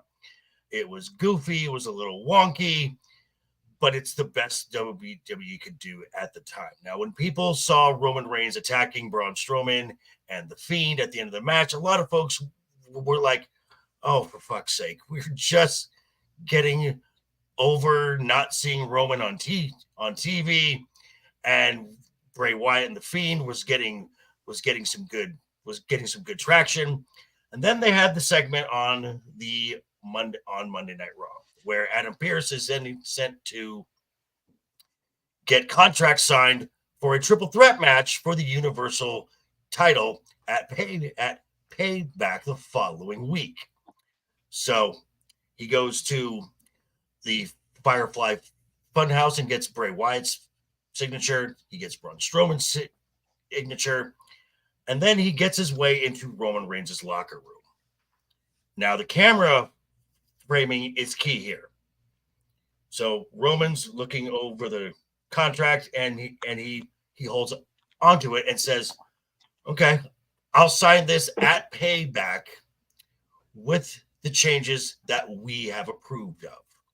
And you're looking at we, and Roman says, and I will win, and I will take the Universal title. And that's not a prediction, it's a spoiler. Camera pans right, and there's Paul Heyman. This sent folks like, oh shit, this is a heel turn. This is a bona fide heel turn. This changes everything. This took a character that frankly had been over pushed, that the fans did not want, and the character had grown, as I've said on the show numerous times, the character had grown so stale that it was moldy. That's how folks were responding to Roman Reigns. Now this became interesting, and this began one of the best stories, not just for WWE, but for pro wrestling, because at Payback, Roman wins the Universal Championship. And then for the next 1,316 days, reigns supreme in the WWE, holding the top title. And again, telling a story that became subtle, nuanced. You got elevation of the Usos, elevation of Sami Zayn. You got and so many parts involved in this story. And it all happens with Roman Reigns sitting on a couch next to Paul Heyman. It's the heel turn that everyone wanted because now Roman became cool. Ego, I'll let you add to it. Okay, so I will say first things first. I remember, God, I remember. I'm trying to. It was Philadelphia's Royal Rumble. I don't know if it was 2018 or 19. All I remember was that usually when the guy wins a Royal Rumble, people should be cheering. I'm like, why are they booing? And on top of that, we've got. I'm not good. I understand how you feel about him, JB, but I'm like, this is not. It's technically peak cinematic rock. He comes out to the boos and he's like, no. This is the winner. He won. And Philly, and even me, was like, them both. We don't give a fuck. We don't care. We do not like him. And so with that, I'm like, I don't know where else to go with him. I was talking with my buddy that had been plugged into wrestling since he was like 7. And he was telling me about all this like secondhand. He's like, hey, dude, I heard that they say backstage he's a great person to work with. Wrestling with him is like a night off. He's fantastic. He's professional. It's just people don't like him. And so you're like, damn, how do you get people to like you when your boss is pushing you? You were in The Shield. That was popular. You know, your peers are saying you're a great person to work with. And I'm like, I legitimately do not know how to make this thing better. And then we have Roman Reigns, August 23rd, 2020, going after Braun Strowman with the chair like he's going to beat him like he stole it. And then he would claim back his championship, and that would set him up with Paul Heyman. I've never seen a heel turn work that efficiently to where it was, we love your heel turn. We've been waiting for you to turn heel for a long time. And to me, it's going to be a shame at the end of John Cena's career. This is the one thing that they never allowed him to do that would have put him in the same category for like the best heel turn ever. So for me, it's like Roman Reigns was a fantastic heel turn because I didn't see it panning out for him as a face long-term otherwise. Gotcha. Brad.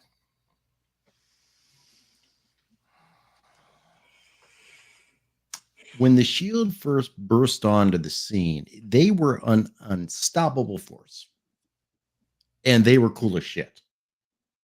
They'd come out of the crowds.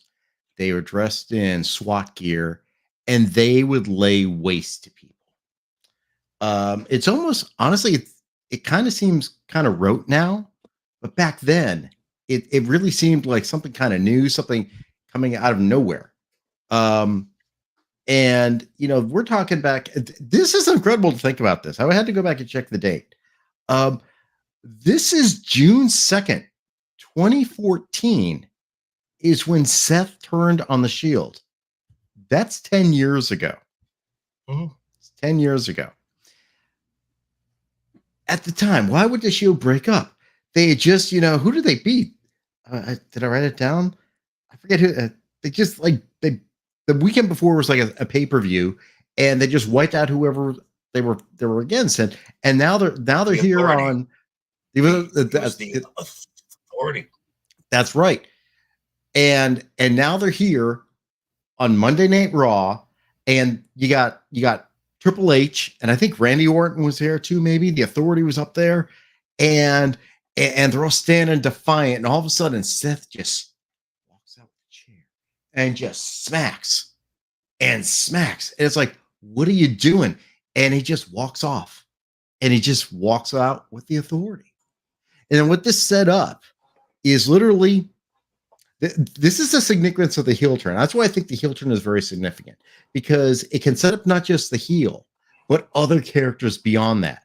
It set up Dean Ambrose, who honestly, in my opinion, was significantly underused in WWE. Completely underused, even when they tried to make him a champion. Another guy, I think his name was Joe, is what they call him, not on screen. He may have had some significant career, but look what Seth Rollins did after this. Seth Rollins went full on heel. He won Money in the Bank and cashed in at the next WrestleMania. That is a heel turn that literally propelled him from just being one of the guys in a trio to the main man. That's why I picked Seth Turner on the Shield. All right. Ryan, Mr. Michaels. Well, it's my turn. The reason I picked Shawn Michaels is because literally this is one of the biggest heel turns in the history of wrestling. Not just WWE, WWF, WCW, ECW, all of that. It was the Montreal screw job. It was literally Shawn Michaels was not meant to win, but he won. It was the Montreal screw job. And the reason this was number 3 after Vince, and it could have been number 2 and number 1. That close is because Shawn Michaels, because Vince McMahon screwed Bret Hart so fucking bad over a contract signing. Shawn Michaels was better. He was better in the aerobatics, but Bret Hart was a solid, quite frankly, just a all-around wrestler. But the Montreal screw job is something that literally everybody in this panel, everybody who's watching this, you can literally feel it in your mouth and say the Montreal screw job and know exactly what happened. That's why it's number 3. I'm not saying it. Okay. Okay. Yep. Matt, you're up. Okay, so well, Ryan, you summed it all up, so you're getting the 3-pointer on this one. Okay, there's no although I am in the minority, and I think this is a good thing that the Montreal screw job is actually the greatest work of all time. Okay, and we won't know until Vince McMahon and Bret Hart and The Undertaker, all 3 of them are dead. That's when we'll find out. But, shit. Well, those are, in my opinion, those I like Matt's style. Sorry. Those are the only 3 who actually phrasing. know. Those are the only 3 who actually know, and they won't reveal it until someone's going to write a book about it after those 3 are dead. I'm actually picturing a small box that says "Do not open until they all die," and then it has the whole script. Yeah. Well, okay. That being said, you summed a lot of stuff up with that, and you hit all the points. Like, I was waiting because there's one thing you said in there that the whole you brought the contract thing up, which I am big on with wrestling storylines, how when they tie in well to real life, and that got you over for the 3-pointer on this. Otherwise, you would have gotten a 2-pointer because Roman Reigns, the combined effort of the got them the 3-pointer there. Now I'm almost, and obviously the 1-pointer is Rollins thing. And if none of you bring it up, I may have to do a reaction video to this because there is just stuff so much to be said about some of these heel turns you guys bring up that they could do we could do hours of just talking about all the it's such an amazing depth of but it's not your fault, Brad, that you got the 1-pointer on this one, but I was not shocked though, but I guess because you were a pro wrestler, so maybe you got something. You always think with contracts and real life stuff as well as I guess that's why you brought that up. You know what I mean? So you had that insight. You know what I'm saying? So that got you a 3-pointer. So 3 is Ryan. The tied for 2 is Joker and Ego, and the 1-pointer is Brad. All right. It's time for our number 2. Number 2. All right, here we go. Hold. Wait a minute. All right. I got mine in. Ryan, you ready? Almost. And you ready? Ready. Set. Ego, Coming Brad? up. Got it. Got it. And reveal. We were so close, Brad. We were so close. We were so close. All right, we got The Rock and Helmsley turn. Sean puts money through a window. Okay. Let's go with this guy. Go for it. All right. I have no problem with that. The reason I picked The Rock is because Because you're gay for him. You set that up. I'm sorry.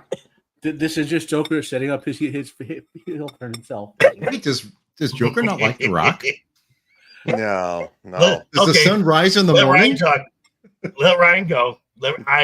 I'm sorry, Ryan. Actually, hold on. Ryan, could specifically what Rock heel turn are you talking about? You'll see. No. JV loves The Rock. He's Rock 2024. So that being said, look at his face. All right. So the reason that The Rock is number 2 is because, quite frankly, Hulk Hogan and Stone Cold Steve Austin. Hulk Hogan was a massive icon. Stone Cold Steve Austin was literally a nuclear explosion that nobody expected. And quite frankly, The Rock was doing his thing, and he was very, very good at it. And Stone Cold Steve Austin looked at The Rock and he said, him.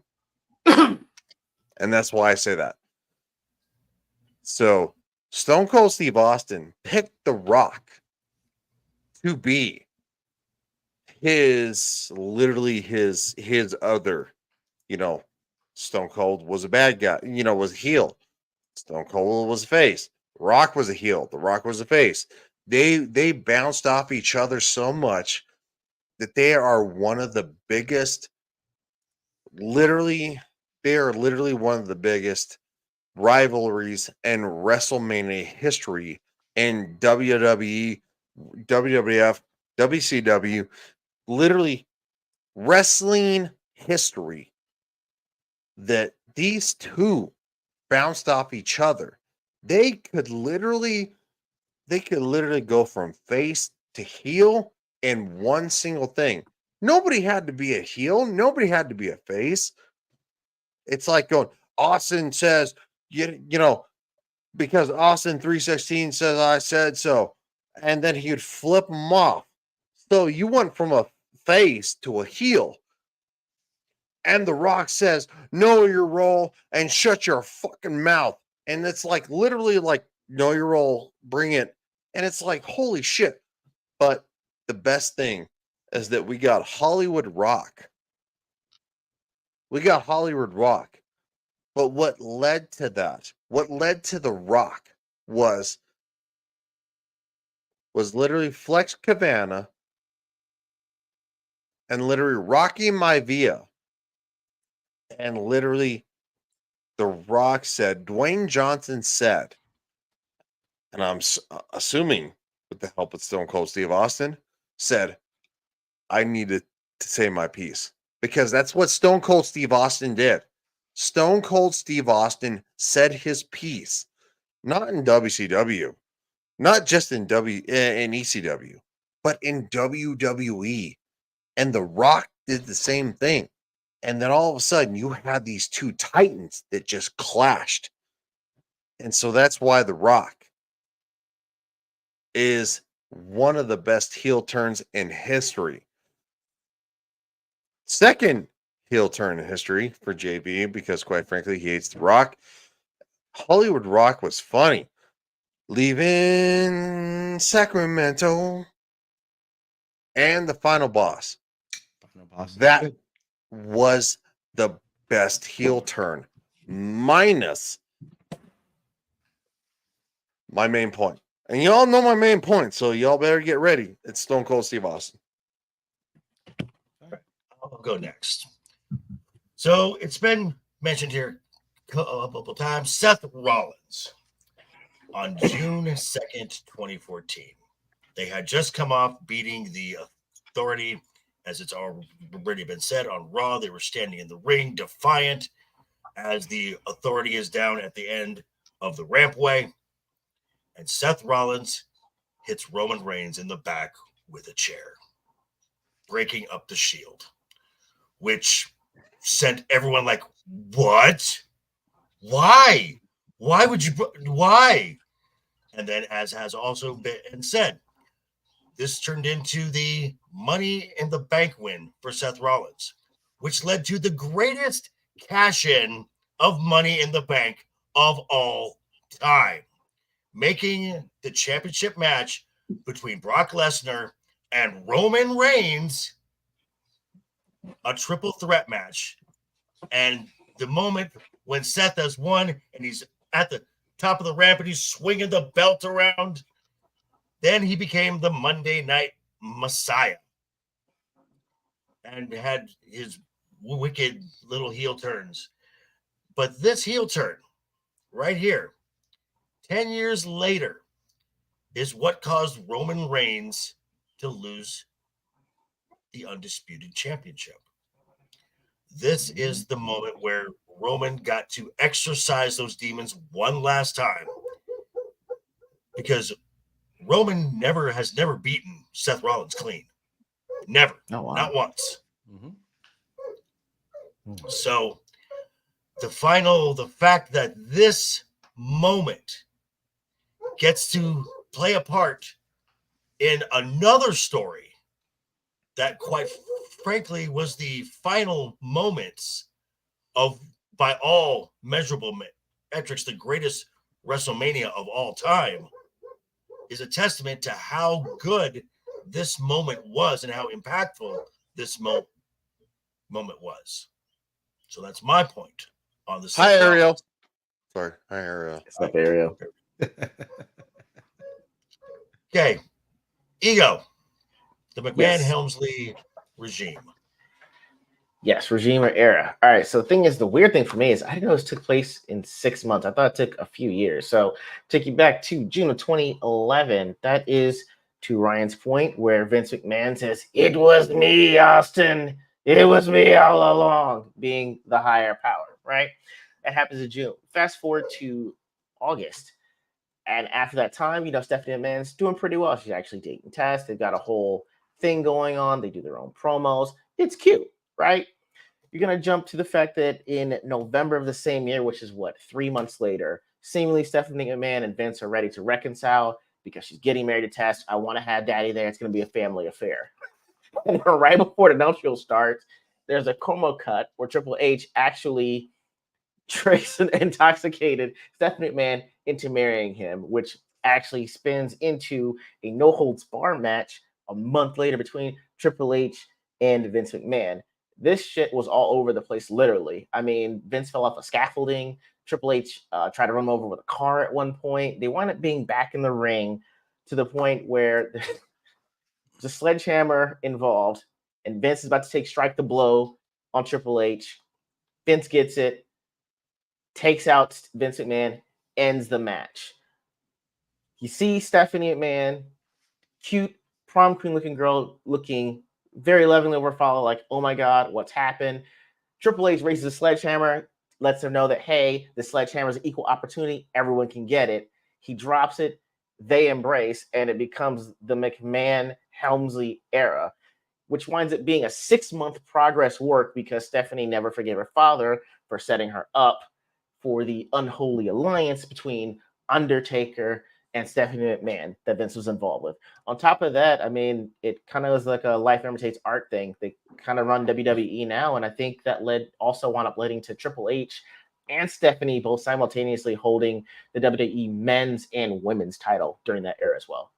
So honestly, and this is when I actually watched in real time. Like your boy was in his feelings how Tess got, screwed out like that. But to find out it was a work, I was like, God damn, she's a Jezebel. This is amazing. So that's why it's my all-time number 2 heel turn. All right. Ego, Brad, nice. take us out. Brad. Okay, real quick. I'm looking at just what we all have said so far. I'm guessing Ego's saying that it's Stephanie McMahon was the heel turn because he Yes. basically just told a storyline as opposed to an actual heel turn of a wrestler of is a- significance. Bro, You, don't you- let me catch you Dust, straight on this one. I'm Don't sorry, do you this. are not allowed to speak while I'm talking, counsel. Judge, please instruct counsel to be quiet. Damn. Ego leaves for some Jade time. So Ryan gave 3 Rock heel turns and I note that Stone Cold picked the heel turn. That's nice.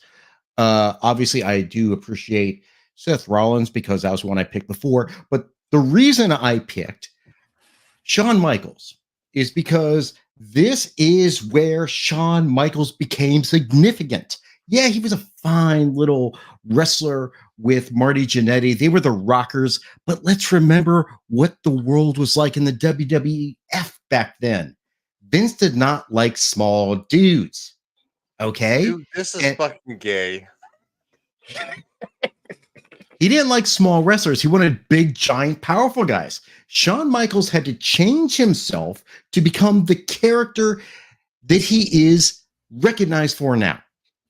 Until he super kicked Marty in the freaking face and literally basically knocked him out of wrestling, throwing him through the window, he was Shawn Michaels. After that, with suggestion from Kurt Hennig, he became the Heartbreak Kid. He became Mr. WrestleMania. And when Ryan cited back to, the Montreal screw job, Shawn Michaels was always a heel back then. The heel turn that created everything, that created the Montreal screw job, that created DX, created all this because Shawn Michaels turned heel on his buddy Marty Jannetty. We would not have anything right now. There'd be no Seth Rollins turning on his brothers. That was Shawn Michaels turning on his brother. That was just seeing it back in the past. So if we're looking at this round right now, all this can be focused back to Shawn Michaels and a single heel turn, not a non-wrestler turning heel, not Rock's 3 heel turns, and not Seth Rollins basically imitating Shawn Michaels. So Okay, Matt,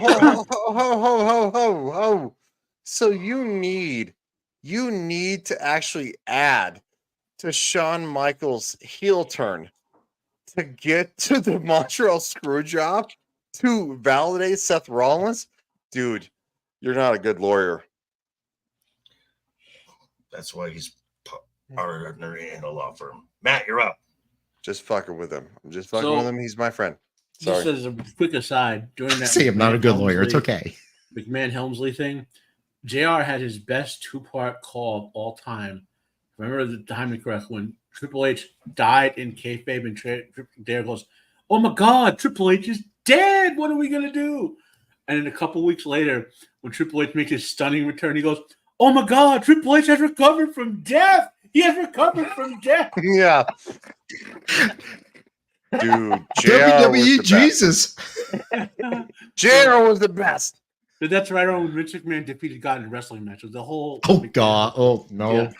Yeah. But anyway, that being said, Ego, you were not specific enough because there's a lot of stuff in this McMahon Helmsley thing. You got a good point about the storyline. If this was the greatest heel turn storyline, you got to take it over 2 of these other ones. But so you lose points. You made a case for a storyline, not for a particular heel turn. Okay. Fine. So with our 3 that pointed here, Seth Rollins, Joker, you made a great case there. So that's a 3-pointer. And now for the 2-pointer, this one is tough because you both made good points, but Brad gets credit for helping to knock Ego out of the running with the opening counter. Gotcha. So the 2-pointer to Brad, the 1-pointer to Ryan. Okay. Got it. All right. For our final top 5 heel turn. Oh my God. Who said, "Oh my God"? Oh my God. That was mad. All right. Are we ready? I'm ready. Hold on. Okay. Ego, you ready? Yep. All right. 3, 2, two, 1, 1. reveal.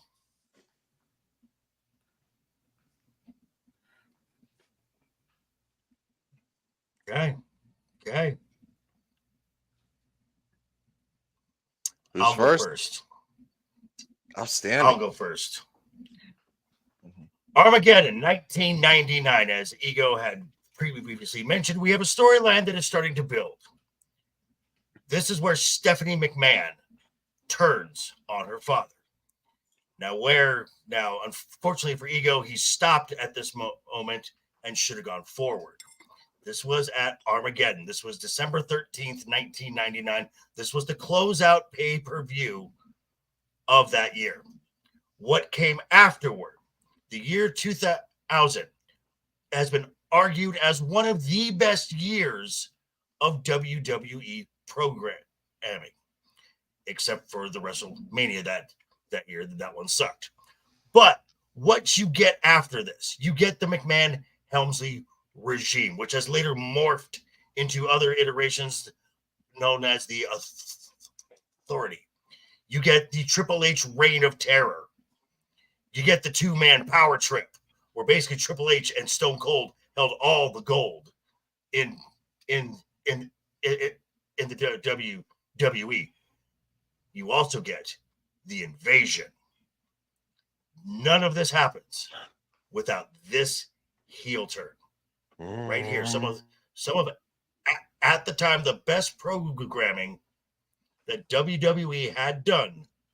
You don't get it unless this heel turn happens. And then Stephanie became Daddy's little girl to the billion-dollar princess, and even held the women's championship for longer than she should have. But again, this is one of the most significant heel turns because it set up what was at the time and is arguably the best era, the best year of WWE programming, the year 2000. Okay, Stone Cold.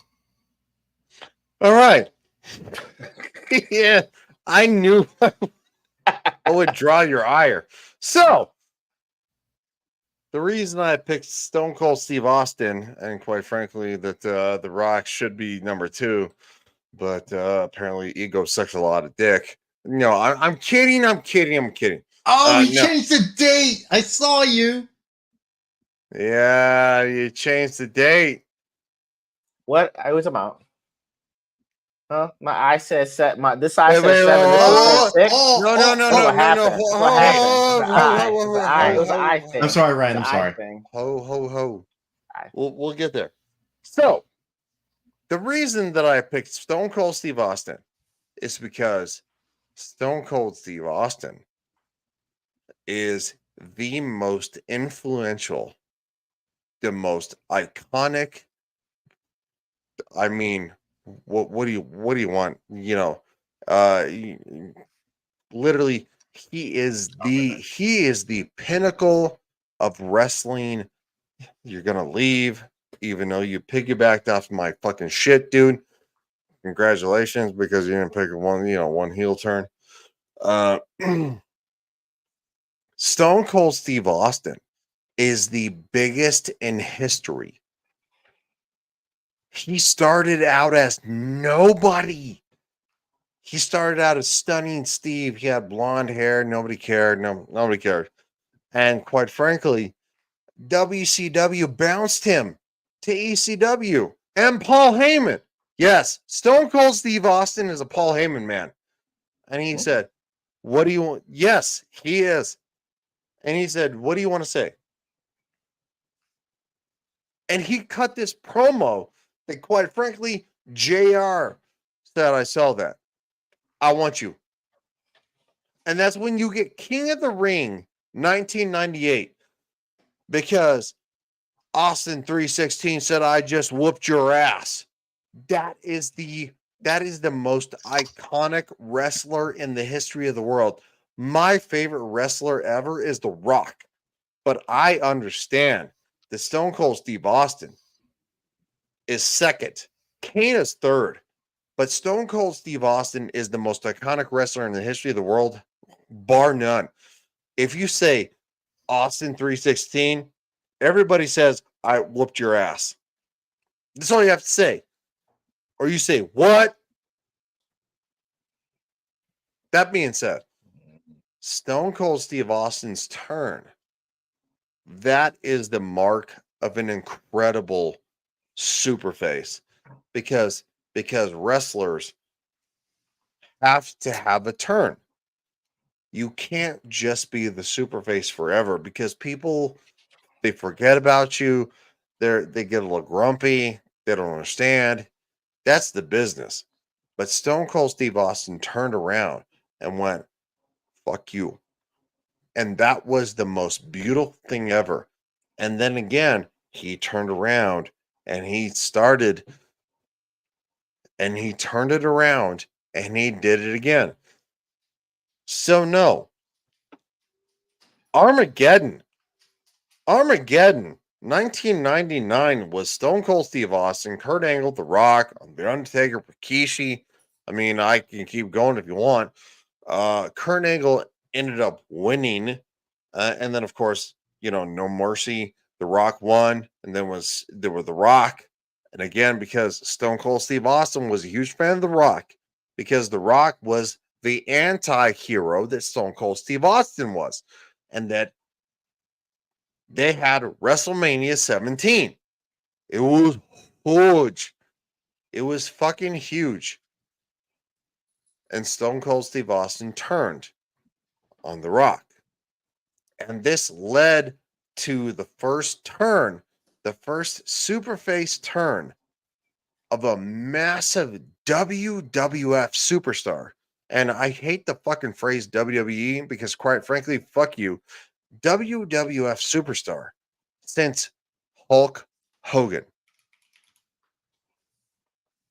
That was the biggest one ever. Yes, The Rock did it first. The Rock went from Rocky Maivia to The Rock and stuff like that, and people loved it. And that's why The Rock went like from this to this, like Stone Cold. But Stone Cold Steve Austin literally paved the way in gold. And then The Rock and Stone Cold came together and they made the best wrestling in the history of the world. That is my final thought. Stone Cold Steve Austin is number one. He will always be a number one, even though the fact that I love The Rock so much, he is my favorite superstar of all time. Stone Cold is what has made wrestling the best thing ever. And there is no doubt, and there's nobody around the world who's going to disagree with that. There might be 5. I'm done. Okay. Left Eye.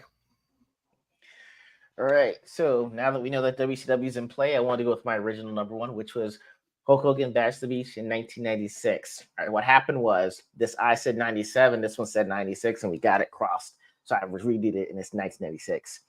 I do remember watching more WCW at this point, so I remembered when Scott Hall said, "We are taking over," and we didn't know who was. There's a lot of build up. We knew that Hall and Nash were together, but we didn't know who the mystery partner was until we got to Bash the Beach, and it wound up being a 6-man tag between Scott Hall, Nash, the mystery partner, Lex Luger, Randy Savage, and Sting.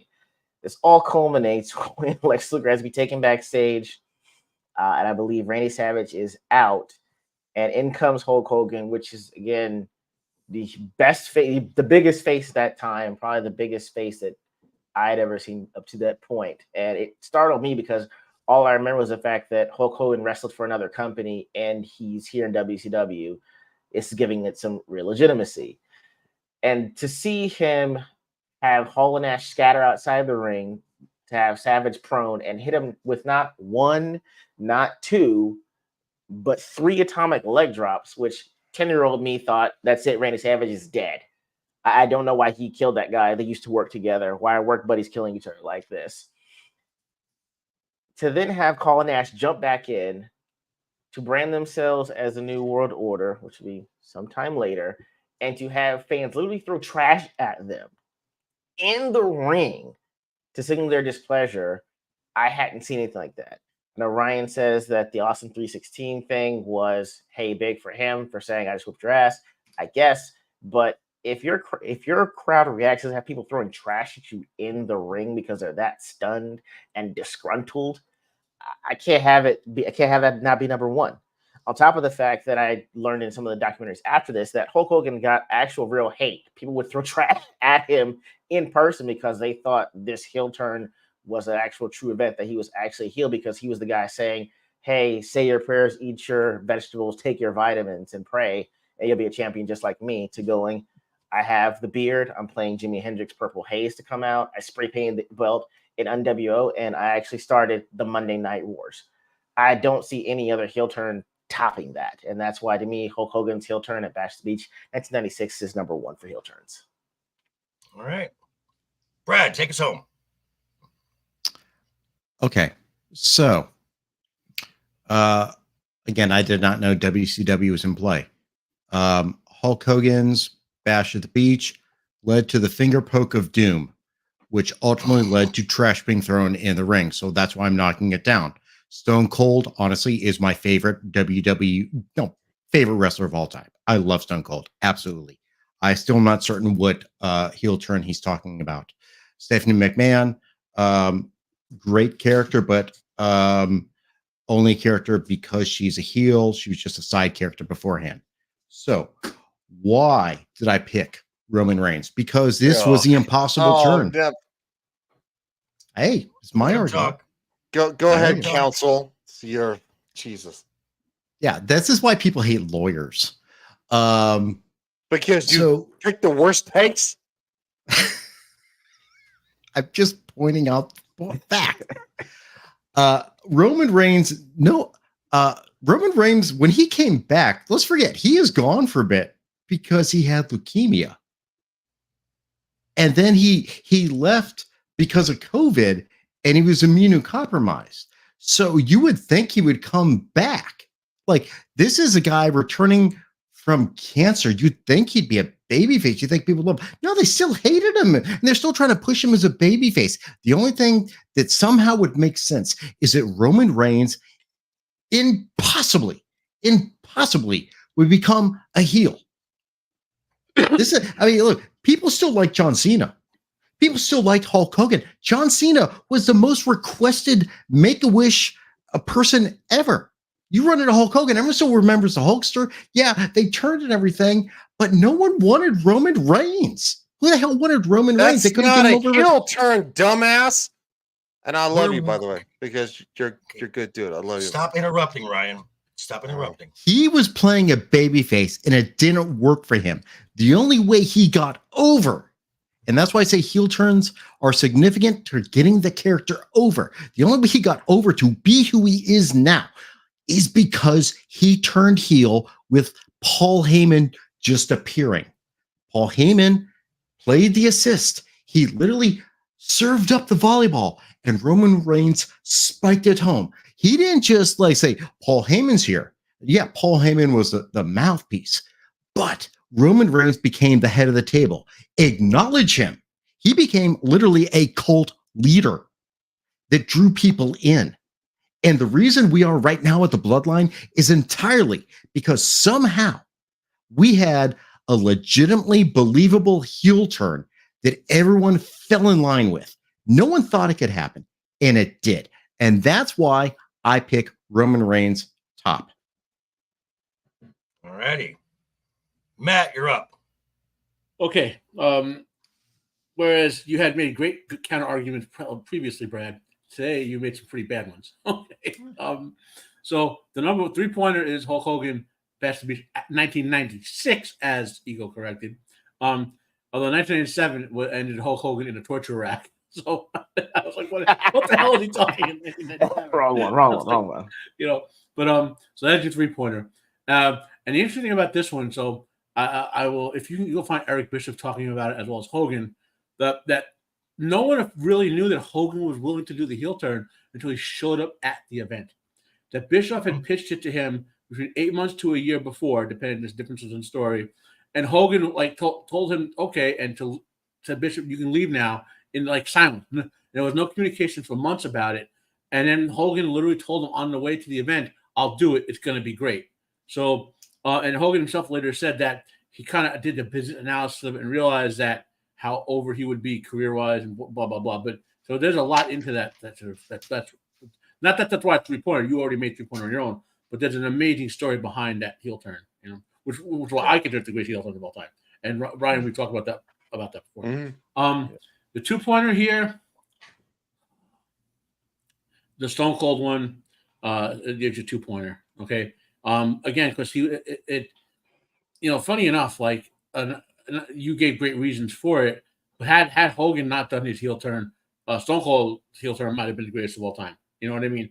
Like it's like when when like, and it's the reason why Ryan, you're like the 1-pointer on this. And much as I like what Armageddon '97, I'm a big fan of that whole era of Stephanie being kidnapped and sacrificed forward. But like when you get a heel turn where on one hand you want it, on the other hand you don't really expect it because you've conditioned not to expect it. You know what I mean? Like, which is wrong. We were conditioned to never get that heel turn, and because of Vince. And I mean, so there's your 1-pointer, and it's tough, Joker. I get what you're saying for that, but it was up against. They made great cases and stiff competition, And the last thing I want to say, which would have got quite a few, is number 1 on the Shawn Michaels Marty Jannetty thing. In real life, those two were having physical fistfights for months. They hated each other by the time they did that breakup. And Vince wanted to push both of them as singles, but thought Shawn Michaels would do better. This is all in pre-Pro Wrestling Illustrated back then. They chronicled this. I don't know who they blew to get this already, but they got it.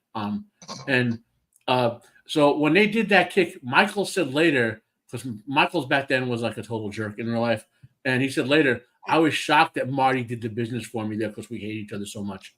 But he sold that for me, and he said I appreciated that thereafter. So okay, so true story about Mr. Marty. He used to there used to be some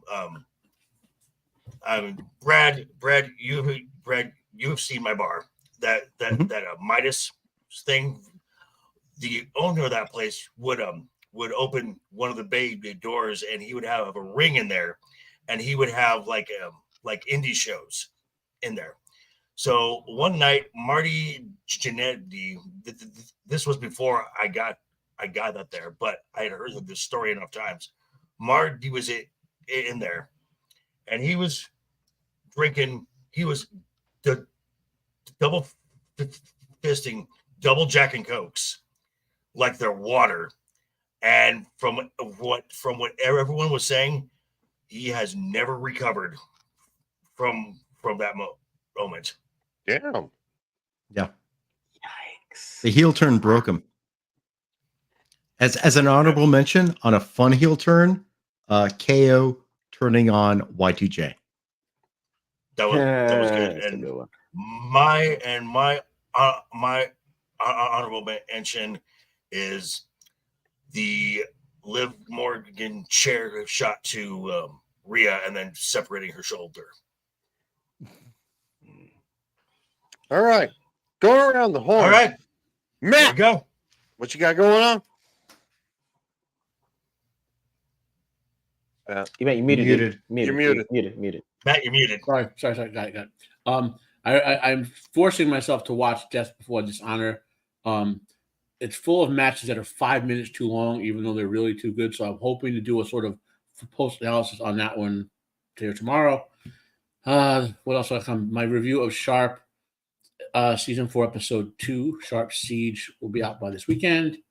My Friday Pandemonium will show on Friday. Will be obviously live on Friday, 5 Standard Time. Tomorrow night on Roman's channel, we are reviewing one of my all-time greatest favorite movies. It's called Them with an apostrophe at the end. It's a kaiju film in America. Probably the best second best American kaiju film after the original King Kong. It's about giant ants, obviously in the desert, but it sounds hokey, but it's great. It's a great movie. So we'll be doing that on Roman's channel tomorrow. I'll be doing I already did my picks for SummerSlam. So after SummerSlam, I'll have my post analysis of that. and then which will be probably Monday or Tuesday, and that's kind of what I got going on. Yeah. Outstanding. Ariel, real quick, says, did anyone ever say Jake the Snake Roberts as a heel turn? No, we didn't. No, we didn't. Not as the best ones. No. No. That being said, Brad, what's going on? I will be on Static 2020's weekend pregame tomorrow night at 8:30 Eastern time on his channel. I hopefully this weekend will get to catch up on some stuff I meant to do last weekend, but I have real life work because that kind of gets in the way. I want to know really who is Marvel Jesus at this point. And then I saw the trailer for Section 31, a Star Trek movie, which has hurt my soul in so many ways. And then I'll probably show up drunkenly on Saturday with a whole bunch of reprobates. No, with Dermy. Oh, Brad, you sad man. You deserve better. That being said, somebody who doesn't deserve better, LeftEyeEgo. Oh my God! Wow. He's black. What do you want me to say? He ruined the my White Boy stream. The minute I get kidding. reparations, White I'm Boys going to for your Kamala. house. The minute I get reparations, I'm going to your house. It's like, I want all of it. Out of Ryan's account, all of it. I don't have a mule yet. Don't come here. Hey, we My- have a higher my- percentage my- of black people my on our show uncles- than there are in Korea. So My uncle's black, so good luck. By the way, His name is we'll go in Stoney. together. So yeah. All right. So I put it up last Saturday. I did the review of Longlegs, which was pretty much a very hyped. Wasn't a horror movie. It was pretty much a creepy movie that was hyped out. We saw that and reviewed it Saturday. If you haven't seen it, go check it. But this coming Saturday, I'm gonna have the ultimate horror movie gem of 2024 that will be going live on Saturday at 10 a.m. That's when it'll premiere. My wife and I will be doing our Ordinary Gains episode on Sunday at 5 p.m. Central. Hear about if me and Shiro survived her cousin's 30th birthday party that we hosted at the house, and see what it's like to party with a bunch of 30-year-olds when you are 8 years to 10 years the senior, and see what happens. Shit. God bless you. Bro, still recovering. Yeah. That being said, I don't get to say goodbye, but this Sunday, Say goodbye. Say goodbye. Okay. So Please. this Sunday is my birthday, August 4th. I have to work, so we're going to be doing a family dinner, most likely on Monday night, August 5th, which means that we'll have to do Game of Thrones, House of the Dragon, episode 8 on that night. It feels weird. Tuesday, you said. Tuesday, You said yeah. Tuesday. Tuesday. It feels weird, so quite frankly, I don't want to say it. JV, just say it. Seriously. Not joking. Okay. So, tomorrow you can catch me and Matt again over with Roman of the Empire talking about the horror movie classic Them. Tuesday you can catch myself and this guy, the season 2 finale of House of the Dragon. Friday I will be dropping a video. I'm not quite sure yet. I've got a couple wrestling profiles that I want to just say who is X and just let's do a little discussion about them. So, and before we go out, the standings as of right now, Ego is still here. He has 40 points. Brad had an off week. He is at 55. Ryan has launched himself into second place with 60 points. And still the top dog, 70. Well, And next week, top 5 WWE, not WCW, not NXT, not WWE. Someone who has been on the main roster. So no WD, more confusion. WWF. WWF, WWE, who has been on the main roster. Top 5 wasted talents. Stone Cold Steve Austin. The Rock. Gilbert wins it all. JV, There you just go. say it.